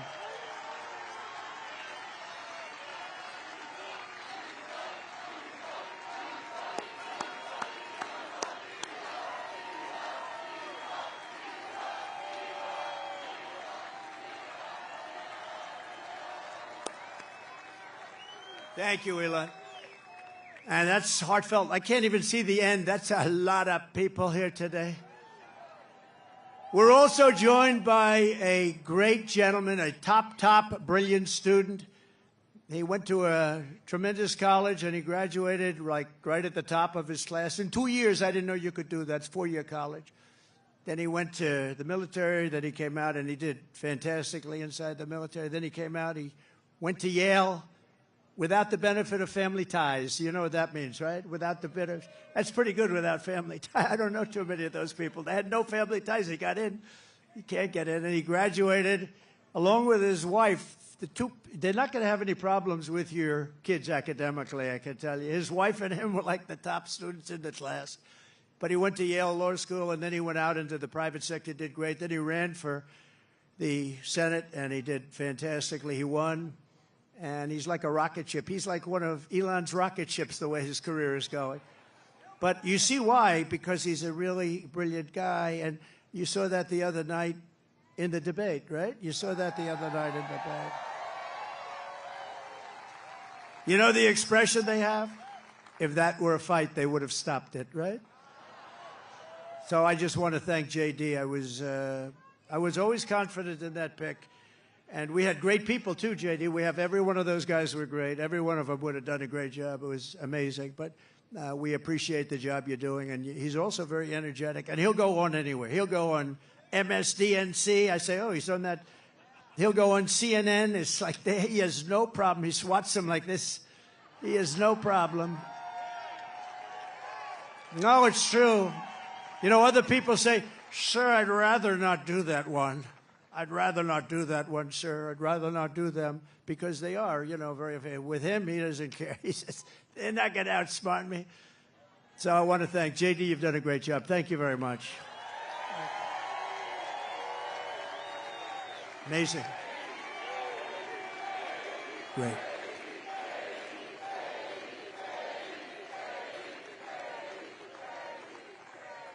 We have a lot of senators and a lot of people from Congress. I'm going to introduce a few of them that are really outstanding, and they are warriors and they're great patriots. Senator Eric Schmidt. Where's Eric Schmidt? He's around here someplace. Nice, tall, handsome guy. Thank you, Eric. What a great job you've done. He helps us so much with the Senate, and we've got a great Senate. We have to get a couple of more senators elected. I think it's going to happen, too. I think it's going to happen. We have members of Congress here. Dan Muser. Dan, where's Dan? Great. Great job. Real warrior. These are warriors. Guy Reschenthaler. That's the hardest name in the Senate to pronounce, but I've learned how to pronounce it. Guy, thank you very much. Great. Where's Guy? Guy, thank you very much, Guy. Glenn G.T. Thompson. Fantastic guy. Thanks, Glenn. Great job. John Joyce. Thank you, John. Great. Corey Mills. He's out there fighting, too. He's out there. He is out there in North Carolina, Georgia. He's out there helping people. Mike Waltz, who's a tremendous national security asset. Thank you, Mike. Thank you, Mike. Okay, and a man who was my doctor. I got to know him as a doctor in the White House, right? And then before that, he was actually an admiral, and then he went to the White House. He was a great admiral. He was a great doctor. And I love him for one reason. They asked him in the White House, the press, the fake news media said, who is the most? He was the doctor for Obama, Bush, and Trump. That's pretty good, right? White House doctor for the three of us. He said, the press, who is the healthiest of the three? He said, definitely it's Donald Trump. There's not even a contest. And I love that guy. When he said that, J.D., when he said that, I said, I like this guy. So then he said, you know, sir, he was leaving the White House. He said, you know, I'd love to run for Congress. And he ran against 28 people. They were all running for the Republican primary because whoever won that primary is going to win. I think it's a Trump plus 48. Whoever wins gets 48 point start. And not only did he win, he won easily. And now he's one of the most popular people in Congress and one of the most talented, maybe more importantly. Ronnie Jackson. Ronnie? Where's Ronnie? Where is you? Oh, good. Thank you, Ronnie. And you got a lot of talent surrounding you there. I think it's very important also. We're here for a reason, and that's to win and to honor Corey. But Corey wants us to win, too. And there's a man in the audience that's been very much a career path, a little bit like J.D., a great student, great talented student, and fantastic in the military, then went out to be a tremendous success, one of the most successful people on Wall Street, actually. And he's tough and he's smart, and he's going to make sure you always have fracking in Pennsylvania. And he's going to make sure you have many other things other than fracking. You have a senator that now does nothing. He does nothing. And he doesn't fight for you. He votes with Biden, if you can believe it, like 100% of the time. But this guy, and you know, we're lucky that he does it. I don't know. He might not have done it if he had it to do again. I don't know.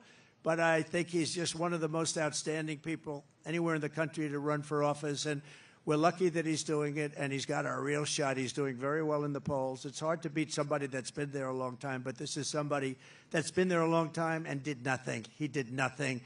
And his name is David McCormick, and he's great, and I hope he's going to be your next senator.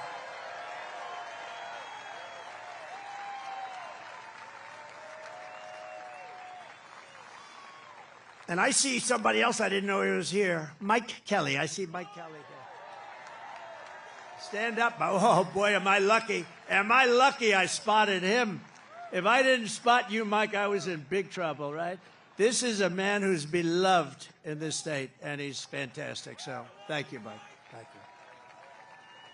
We also have some terrific people from law enforcement. Butler County Sheriff Mike Sloop. Thank you, Mike. Great job. Thank you. Thank you, Mike. Thank you for your help, too, I could tell you. Thank you for your help. I can say that. Thank you very much. Butler County Commissioner Leslie Oshie. Leslie, thank you. Thank you, Leslie. Great job. RNC Chairman Michael Watley. This guy is doing a great job. He's doing great. Came from North Carolina. We won North Carolina. He kept their cheating down to a minimum, and we were able to win it, and we were solid all night long. And he's great, but if we don't have good results by the 6th of November, I will never say that about him again. No, he's a great guy. He's working very hard. 24 hours a day he's working, I know that, and he's working mostly on Stop the Steal, because we have a lot of votes. We have plenty of votes. Stop the steal. That's why you've got to get out. You've got to get out and vote. We're going to win this thing. And the more we win it, you know, it's too big to rig, you know, the expression we use, make it too big to rig. You know, at a certain point, Elon would understand this better than anybody statistically. At a certain point, their cheating doesn't matter, and we want to make it too big to rig. And we also have somebody that's very special, the co-chair of the Republican Party, Lara Trump. Thank you. Lara, thanks.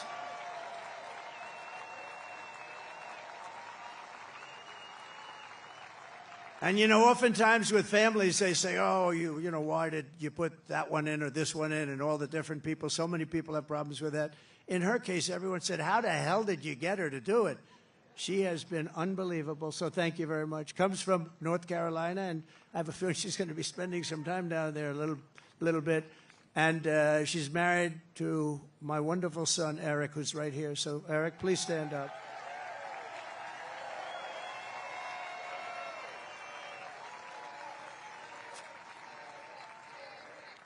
He's a great guy.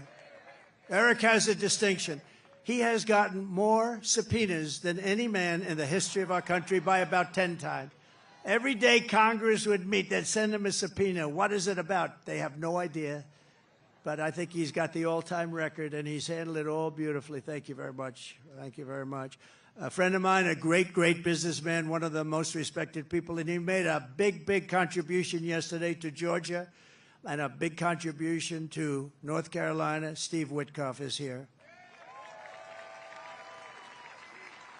Hi, Steve. Thanks. And another man who's one of the greatest businessmen in the country, he actually said that if Trump doesn't win, this country is going to go into a massive depression. Well, I don't know about that, but he has been a very good predictor, I will say that.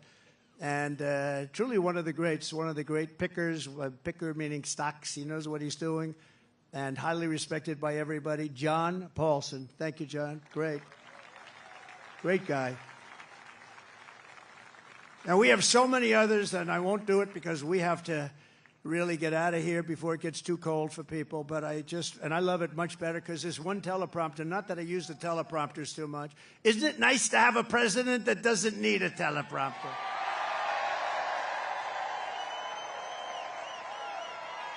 No, we don't need it. But this one was right smack in the sun. Great job back there, fellas. They said the teleprompters are working fine. Well, thank goodness. Did you see what happened the other day with the teleprompter with her? That was not a pretty sight. The teleprompter went off and she went off too. She didn't know what the hell happened. And you know, teleprompters are very dangerous because they go off a lot. You have to be prepared for them to go off cold blank. You'll have 100,000 people. You have 75,000 people. You have this. And if the teleprompter goes off, you got to be able to move. She did not move well. This was not a good situation. But three more heroes from July 13th who rendered first aid to Corey incredibly. Dr. Jim Sweetland. Rico Elmore, who was unbelievable. Rico, you were unbelievable. He ran over, National Guard. He ran over and grabbed Corey, and Corey was still living, and he was doing mouth-to-mouth resuscitation on a man who was really in bad shape like nobody's ever seen, and his family appreciates it, and I do too. So thank you, Rico, very much. Right? Amazing, amazing, amazing the people that we have. And you learn about them under times like this. That's when you really learn. So we're going to be seeing Rico again. And Ed Shear, fantastic job. Thank you, Ed. We appreciate it. Thank you, Ed. Thank you. Thank you very much, Ed. Great job. In addition, this evening we have to send our prayers and support to all the families affected by Hurricane Helene. This has been the worst hurricane response by a president and vice president since Katrina, and this is simply not acceptable. Those people, I was there yesterday with North Carolina and Georgia, and I'll tell you, and by the way, the governor of Georgia is doing an excellent job, but we have other people that aren't doing a good job, and we have to have them do a good job. But the federal government is doing a very bad job. They are not doing the job, and we have death and destruction that we haven't seen maybe ever. It's a real bad one, and they have to get people there because they don't have people there. They don't have the people. Kamala wined and dined in San Francisco, and all of the people in North Carolina, no helicopters, no rescue. It's just what's happened there is very bad. They're offering them $750 to people whose homes have been washed away. And yet we send tens of billions of dollars to foreign countries that most people have never heard of. They're offering them $750. They've been destroyed. These people have been destroyed. The one young lady washed, you saw that with her son. I mean, pretty, I wish I never saw it, but just washed away. His son was washed away with the grandparents, and so sad. And they're giving them $750. And think of it, we give foreign countries hundreds of billions of dollars, and we're handing North Carolina $750. If you want a president who won't even try to save you when the floodwaters are rising, vote for Kamala. She's not the right person. Look, you know what? If they did a good job, I wouldn't have run. To be honest with you, I didn't need to do this. I didn't need to. If I thought they were doing an even modestly good job, I wouldn't have run, but I saw right from the beginning, grossly incompetent, and I was right about that, and I decided to run, and we're doing really well. I was telling you about polls. We're way up in some polls. We're up in other polls. And with the swing states, I think most of them have us up in every single swing state, including the great commonwealth of a place called Pennsylvania. And don't ever not call it a commonwealth, because I've seen people call it a state, and that's the end of them. That's practically the end of their political career. You got to be very careful with Pennsylvania. It's that commonwealth. I haven't made that mistake. I don't want to either. It was not a pretty picture. If you want a president who will stop at nothing to protect you and your family, I hope you're going to vote for a gentleman named Donald J. Trump. Have you heard of him? Together we will rebuild Western North Carolina, rural Georgia, and every other state that's been so badly affected. That includes Alabama. Virginia was very hit hard. South Carolina was hit very hard. Florida. So many states. Tennessee was hit really hard. They were all hit, and we're going to work with them. And, you know, the next president is going to be the one that really, once they got to get this done. But once that happens, the next president is going to be the one that has to really help him. And J.D. will be there to help him. I know that. 2024 is the most important election in the history of our country. And here are the facts. My opponent, Kamala Harris, is the most incompetent and far-left nominee ever to run for president. You know, she's much further left than crazy Bernie Sanders. You know that. She wants to open borders. She took the most secure border in U.S. history and turned it into the worst border in the history of the world. Remember, she was appointed border czar. She says she wasn't now after 3 years, but she was. But whether she was or not, she was in charge of the border. And the other day I saw her get up and say, we will do this, we will do that. Why didn't they do it 4 years ago? Why didn't they do it? The damage is so bad, and so it's been done.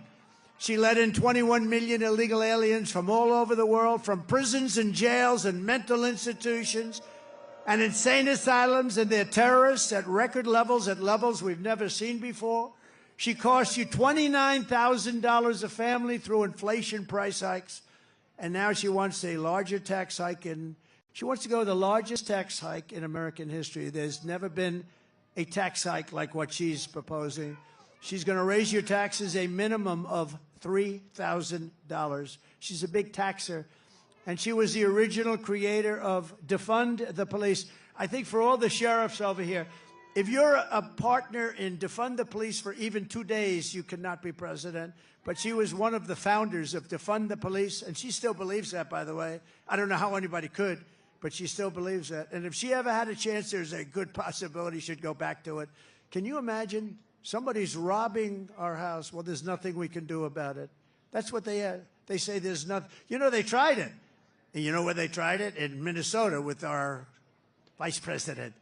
And it wasn't working out too well. It was working out very well for the robbers and the criminals. That's the only one it was working out well for.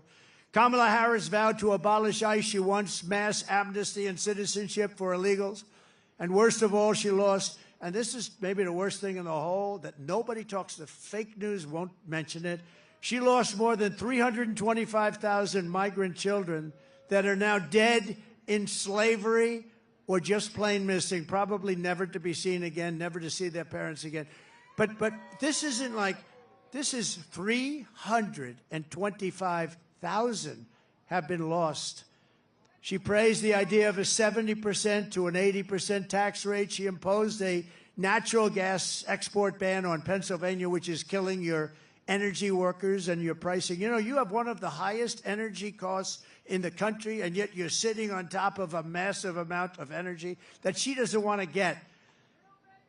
It's been a disaster for your state, and now she's vowed repeatedly. Now, all of a sudden, she changed her mind. But when, you know, with politicians, it's always the first statement that comes out to be the one they want. So she spent 14 years knocking fracking. We're never going to have fracking. We're not going to frack. All of a sudden, a little while ago, she came out, I love fracking very much. No, she'll go back to it. And she even endorsed free sex changes for illegal aliens in detention at taxpayer expense. I don't think Elon likes that idea. These are not ideas that Elon Musk likes too much. And it was just announced yesterday in California, and he took this one from me. I'm so upset. But think of it, that the far less than average governor, Gavin Newsom, has banned any and all ID requirements from voting and registering to vote. You're not even allowed to mention the fact, Elon, you're not allowed to mention the fact. You can't say, may I see your ID? If you do, it's a criminal act. This is a takeover of the country. You're not allowed to ask for an ID. If you do, it's a criminal count. Other Democrat states are following. This is only so they can cheat. There's only one thing that you do this for, so that you can cheat on elections. There's no other conceivable reason. Kamala Harris is a radical left Marxist. She is a woman that's not respected in Congress. She was laughed at Congress. Nobody thought she could win. You know, they did a coup. Whether you like him or not, I'm not a particularly big fan, but we had a debate, and the debate ended, and all of a sudden they come to him and they say, we want you out. You're not going to win the election. And he said, I don't want to get out. He got 14 million votes. If you believe in democracy or a system, he got 14 million votes. And she got none. She was the first one out, 22 candidates, and she never made it to Iowa. She quit before Iowa, and now she's running, and that's okay. But, you know, we spent $150 million beating Biden, and as soon as he was down and out for the count, they said, let's take him out. We'll give somebody else to run. Never happened before. We do a lot of firsts, I will tell you. We do a lot of firsts. But she's a person that rated even worse in every statistic than any other senator. She was rated at the bottom of the U.S. Senate. She's destroyed everything she touched, but the good news is that we have a plan to fix it. We're going to fix it. We're going to fix it fast. Nobody is going to stand for open borders. Nobody is going to stand for a bad military. Nobody is going to stand for education that's not proper. We're moving education back to the states. You're going to be running your own education. So we have, you know, in education, so important is what's more important than education, but we rank at the bottom of every list. They rank 40 major countries. We're at the bottom, but we're top of the list as the cost per pupil. We spend more per pupil, per student, than any other country anywhere in the world. So we're number one in that, and we're number 38, 39, or 40 every single time. And you have Denmark, you have Sweden, you have Norway, you have China. It's always the top 5. Can you believe it? China's the top 5. That's amazing. But we're going to move our education back to the states. So places like Indiana and Iowa and Idaho and states that you don't even hear too much of because they're so good and so well run, they're going to run their own education. And you know what's going to come out of that? A Denmark, a Norway, a Sweden, maybe, I don't even know, China.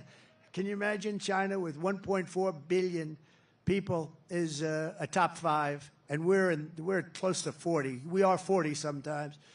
Starting on day 1, I will seal the border and stop the migrant invasion into our country. We will begin the largest deportation operation in the history of the United States. Dwight Eisenhower right now has that record. It's not, and by the way, it's not something I want to do. I dread having to do it, but we have no choice. What they've done to our country is not even believable, especially the criminals, the criminal element that's in our country. And again, all over the world, crime rates are down because they've taken their criminals and they've dumped them into the United States. And you know what? I would have been worse than them. I would have had it done even faster. They've dumped them into the United States of America, and that's what we have. And it's dangerous out there. We're getting them out. We're getting them out quickly. And we will defeat inflation, and we will make America affordable again. And it's going to start with liquid gold. We have more liquid gold, oil, and gas under our feet than any nation in the world, including Saudi Arabia and Russia. We will become energy independent like we were just 4 years ago. You know, 4 years ago, we were energy independent. Can you believe it? And then we were going to become energy dominant. We will be dominant within a matter of months, and we will make so much money. We are going to drill, baby, drill. And we will again open Anwar. Ronald Reagan tried to do it. Every single president from before Reagan tried to do it, and I got it done. Anwar is the largest drilling site anywhere in the world. It could be larger than Saudi Arabia, could be larger than Russia. It's in Alaska. And I got it done, and we worked to get it done. And one of the first things he did was terminate Anwar, and that was going to take care of all of Asia. That was going to make us so much money. We would have paid off debt. You would have gotten, I gave you the biggest tax reduction in history. You would have gotten even a bigger one. You were going to be just very happy. You were going to say, I like that guy very much. 20 million Americans are behind on their electric bills right now. It was just announced. 20 million Americans, they're struggling to pay their monthly bills at a record rate. There's never been anything like it. And it's all because of their anti-U.S. energy regime, which has caused Pennsylvania electricity prices to raise almost 50%. We will cut energy and electricity prices in half within 12 months. We will have your energy prices, your air conditioning, heating, cars if you buy a Tesla, which is good. Which is good. We will have your energy prices cut in half. It'll be cut in half within a period of 1 year from January 20th, which is the day we take office. And that's going to save you a lot of money. And that's going to, in turn, bring down the prices of everything. Because, you know, more than anything else, people tell me about the groceries. The groceries are groceries. They use the, and what they're talking about is food. Everything's going to be coming down when we do that. We're also going to get your interest rates way down. We will bring automobile manufacturing back to the United States at levels never seen before, and we will turn the United States into a manufacturing superpower again. It hasn't been there in many, many years. We had it started 4 years ago. The centerpiece of my plan for a manufacturing renaissance will be a 15% made in America corporate tax rate. In other words, if you make your product in the United States, you get a rate. So I cut it from 39% to 21%. Everyone said that was impossible. I got it done, and we had the best boom we've ever had. We did more revenue when we had it at 21 than when it was at 39. Think of it, much more. The following year, we did much more. And then I'm going to take it from 21 to 15, which will make us the most competitive country in the world. Nobody will be able to compete with us. But that 15 rate only goes for those who make their product in America. They have to make their product here, otherwise they pay 21. And we will protect those companies moving into America and all of our existing companies with stiff tariffs placed on companies that don't move in. If they don't come in, if they don't want to make their product here, that's fine, but they're going to be tariffed. We have to protect our companies, and that's what we're going to do. The only way they can get out of paying those tariffs is to build their plants and factories in America. We may even be able to get Elon to build some of them. I think we will. And hire American workers for the job. We're going to hire American workers for the job. We will pass the Reciprocal Trade Act. If China or any other country charges us 100 or 200% tax, then we will likewise charge them a 100 or 200% tax. We had a lot of problems on that one with the Senate, and we're going to get that done. Think of it. They charge us, and we don't charge them. Now they charge us. We're going to charge them the same thing. Reciprocal. It's reciprocal. I will not let Mexico, China, or any other country sell cars into the United States to the detriment of our auto workers who will do better than they have ever done. We're going to bring back the car business like it was 50, 60, and 70 years ago. Everyone's going to want to be back here. And I will not approve Japan buying U.S. Steel 70 years ago, the greatest company anywhere in the world. It was the greatest company anywhere in the world, and now we have Japan buying U.S. Steel. I don't like that. We will deliver massive tax cuts for workers, and we will have a policy that I think is so great. No tax on tips. No tax on overtime. And no tax on Social Security for our great seniors. No tax. And you know, when you think of it, our seniors were hurt so badly. Inflation has killed our seniors. You know, they have a fixed income, and it just got worse and worse every week, every month. It's gotten worse and worse, and it's just horrible. And they haven't gone down. They've only gone up. Prices have still only gone up. And while working Americans catch up, we're going to put a temporary cap on the credit card interest rates at 10%. People are paying 28% interest, 25% interest.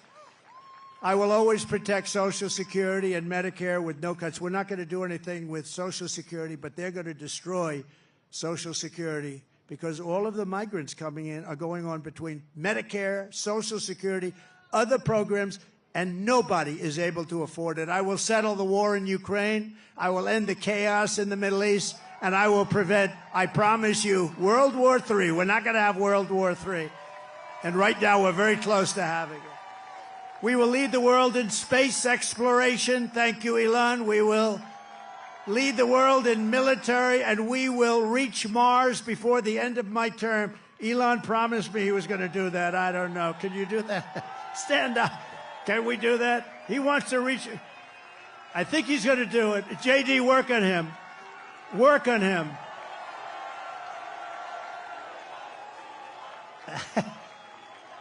Work on him. JD is working on Elon. Now, he told me that we're going to win, and he's going to reach Mars by the end of our term, which is a big thing. Before China, before anybody, right? And my money's on that guy right there. We will rebuild our cities, including Washington, D.C., making them safe, clean, and beautiful again. And we will keep the U.S. dollar as the world's reserve currency. It's losing right now.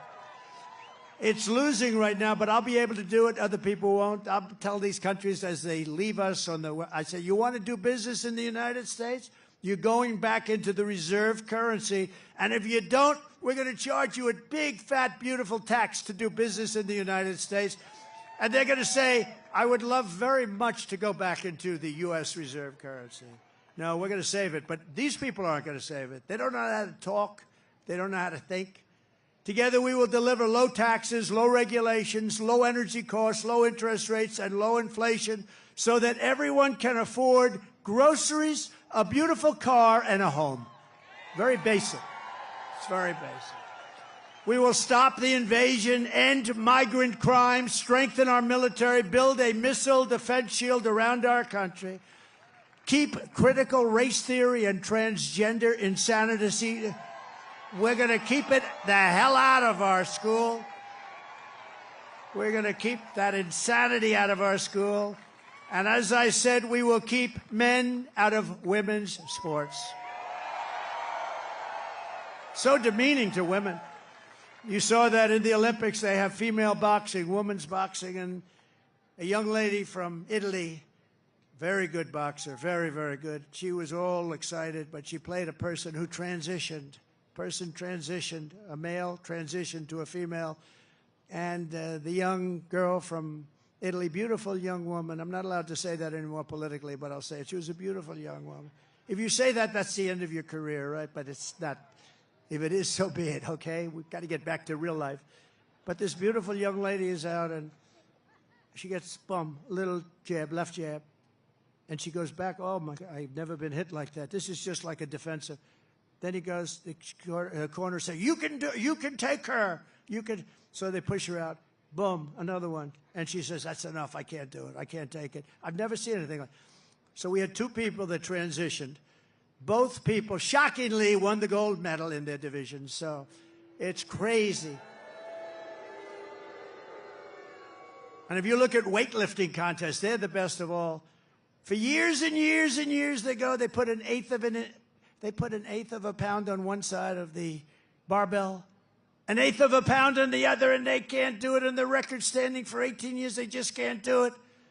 And then a guy comes along who never lifted before, and he puts 100 pounds on, and he goes like this, like it's nothing. It's so demeaning to women. We're not going to allow it to happen. It's ending. No men playing in women's sports. And we will defend the Second Amendment, protect religious liberty, restore free speech, and we will secure our elections. Everyone will prosper, every family will thrive, and every day will be filled with opportunity and hope. We need hope. We need the American dream back, don't we? We're going to have the American dream. We're going to have the American dream, so every kid in your family is going to grow up and say, I want to be like Elon Musk. I want to have 200 billion in cash. I'm going to be like Elon Musk. That's the American dream. But for that to happen, we must defeat Kamala Harris, and we must stop her country-destroying, radical left agenda once and for all. We cannot have it happen. So you must get out and you must vote. Here in this incredible Commonwealth, we stand on the shoulders of generations of Pennsylvania patriots who gave everything they could give, every single thing for their rights and for their freedom. Pennsylvania is where our founding fathers declared American independence and sounded the beautiful Liberty Bell. It's where the Army weathered its brutal winter at Valley Forge, where General George Washington led his men on a daring mission across the Delaware, and where generations of tough, strong, beautiful miners and steelworkers put Pennsylvania spirit into every single thing they did. And from Gettysburg to Germantown and Philadelphia to Barron Hill, and from Brandywine to right here in Butler, this is the place where Pennsylvania patriots poured out their blood with the love of their country. They love their country so much. And so in honor of all those American heroes who came before us, we will press forward, we will push onward, and together we will win, win, win. We're going to win, win, win. Nothing will sway us, nothing will slow us, and no one will ever stop us, no matter what dangers come our way, no matter what obstacles we must face. We will keep striving toward our magnificent American future. We will not fail. We will not allow ourselves to fail. From this day forward, we will always put America first, and we will take back and save the United States. November 5th, Election Day, will be the most important day in the history of our country. And together with the great people of Pennsylvania, we will make America powerful again. We will make America wealthy again. We will make America healthy again. We will make America strong again. We will make America proud again. We will make America safe again. And we will make America great again. Thank you, Pennsylvania. God bless you. God bless you, Pennsylvania.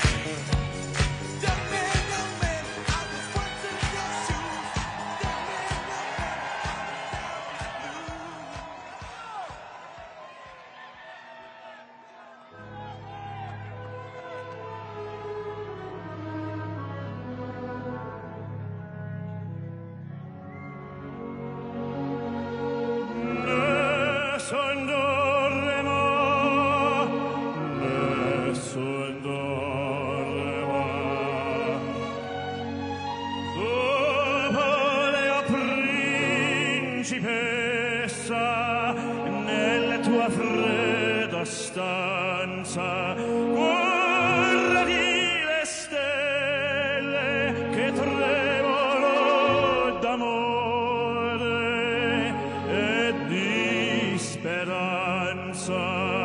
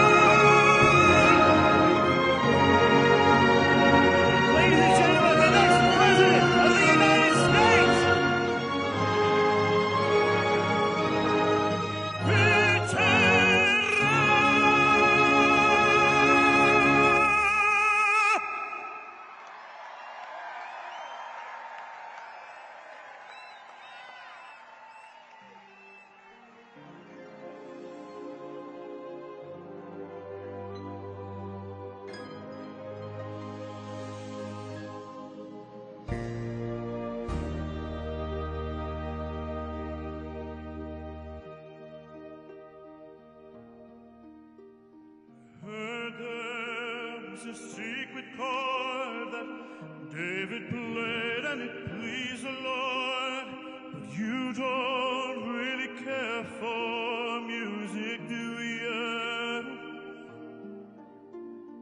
Goes like this, the fourth, the fifth, the minor fall, the major lift, the baffled king composing hallelujah. Hallelujah, hallelujah, hallelujah, hallelujah.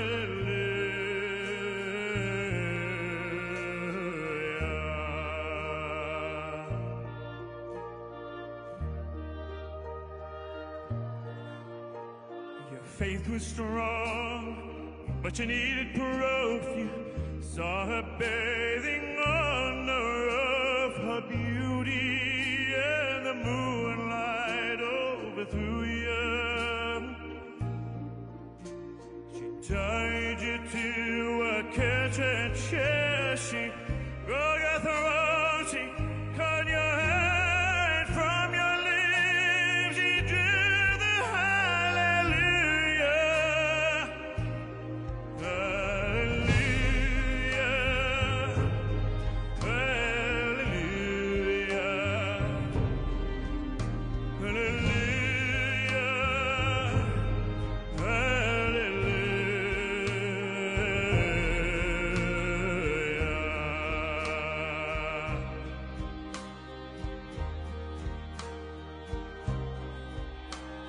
Baby, I've been here before. I've seen this room and I walked this floor. I used to live alone before I knew you. I've seen your flag on the marble arch, and love is another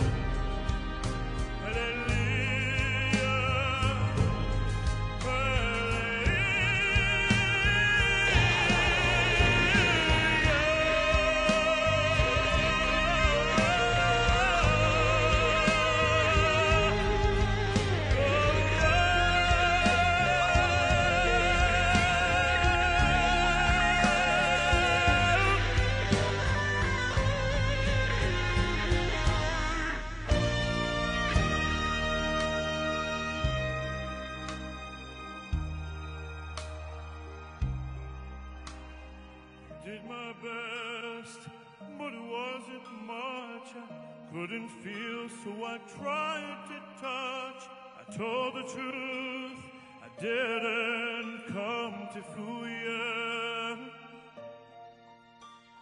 And even though it all went wrong, I stand before the Lord I've sung with nothing on my tongue but hallelujah. Hallelujah. Hallelujah. Hallelujah.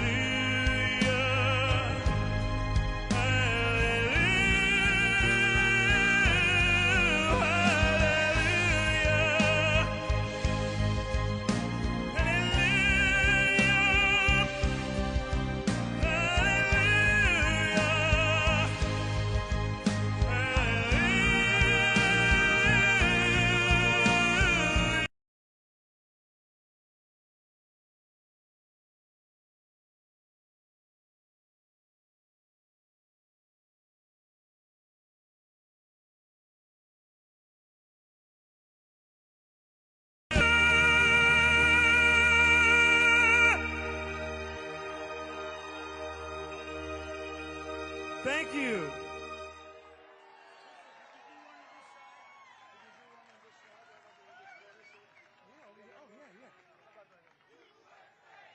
USA!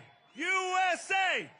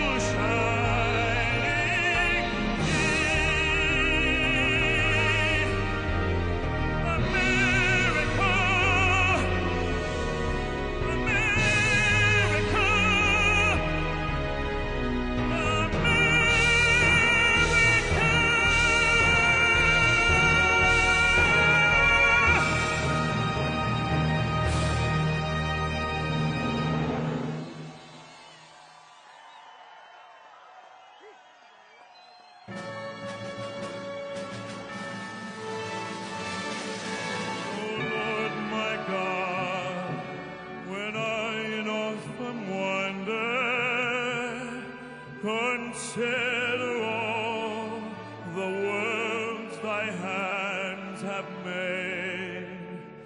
I see the stars, I hear the rolling thunder, thy power throughout the universe display. Then sings my soul,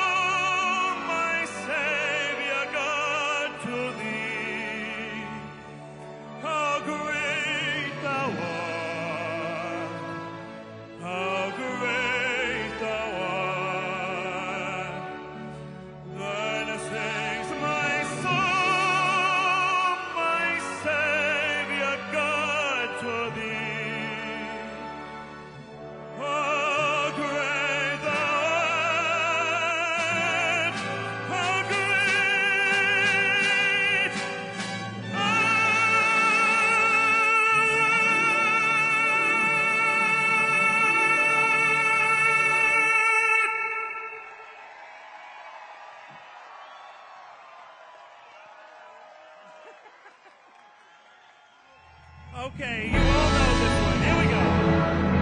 You're all joining in with me. Here we go.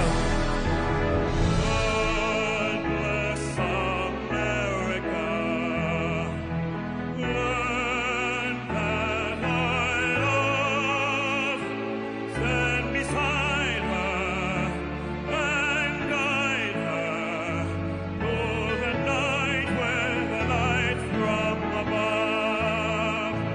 From the mountains to the prairies to the oceans, wide with home.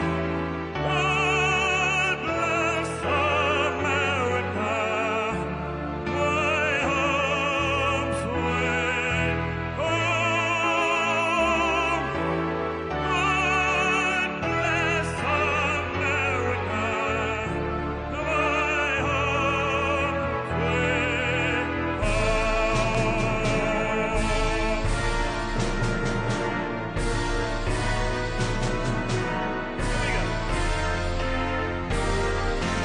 God bless America, land that I love. Stand beside her and guide her through the night with a light from above. From the mountains to the prairies to the oceans, wide with home. God bless America, my home sweet home.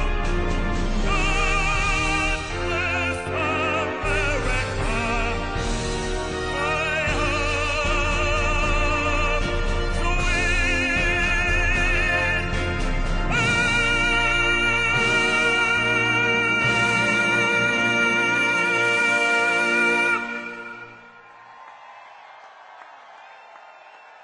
Let's hear it one more time for the 47th President of the United States, Donald J. Trump!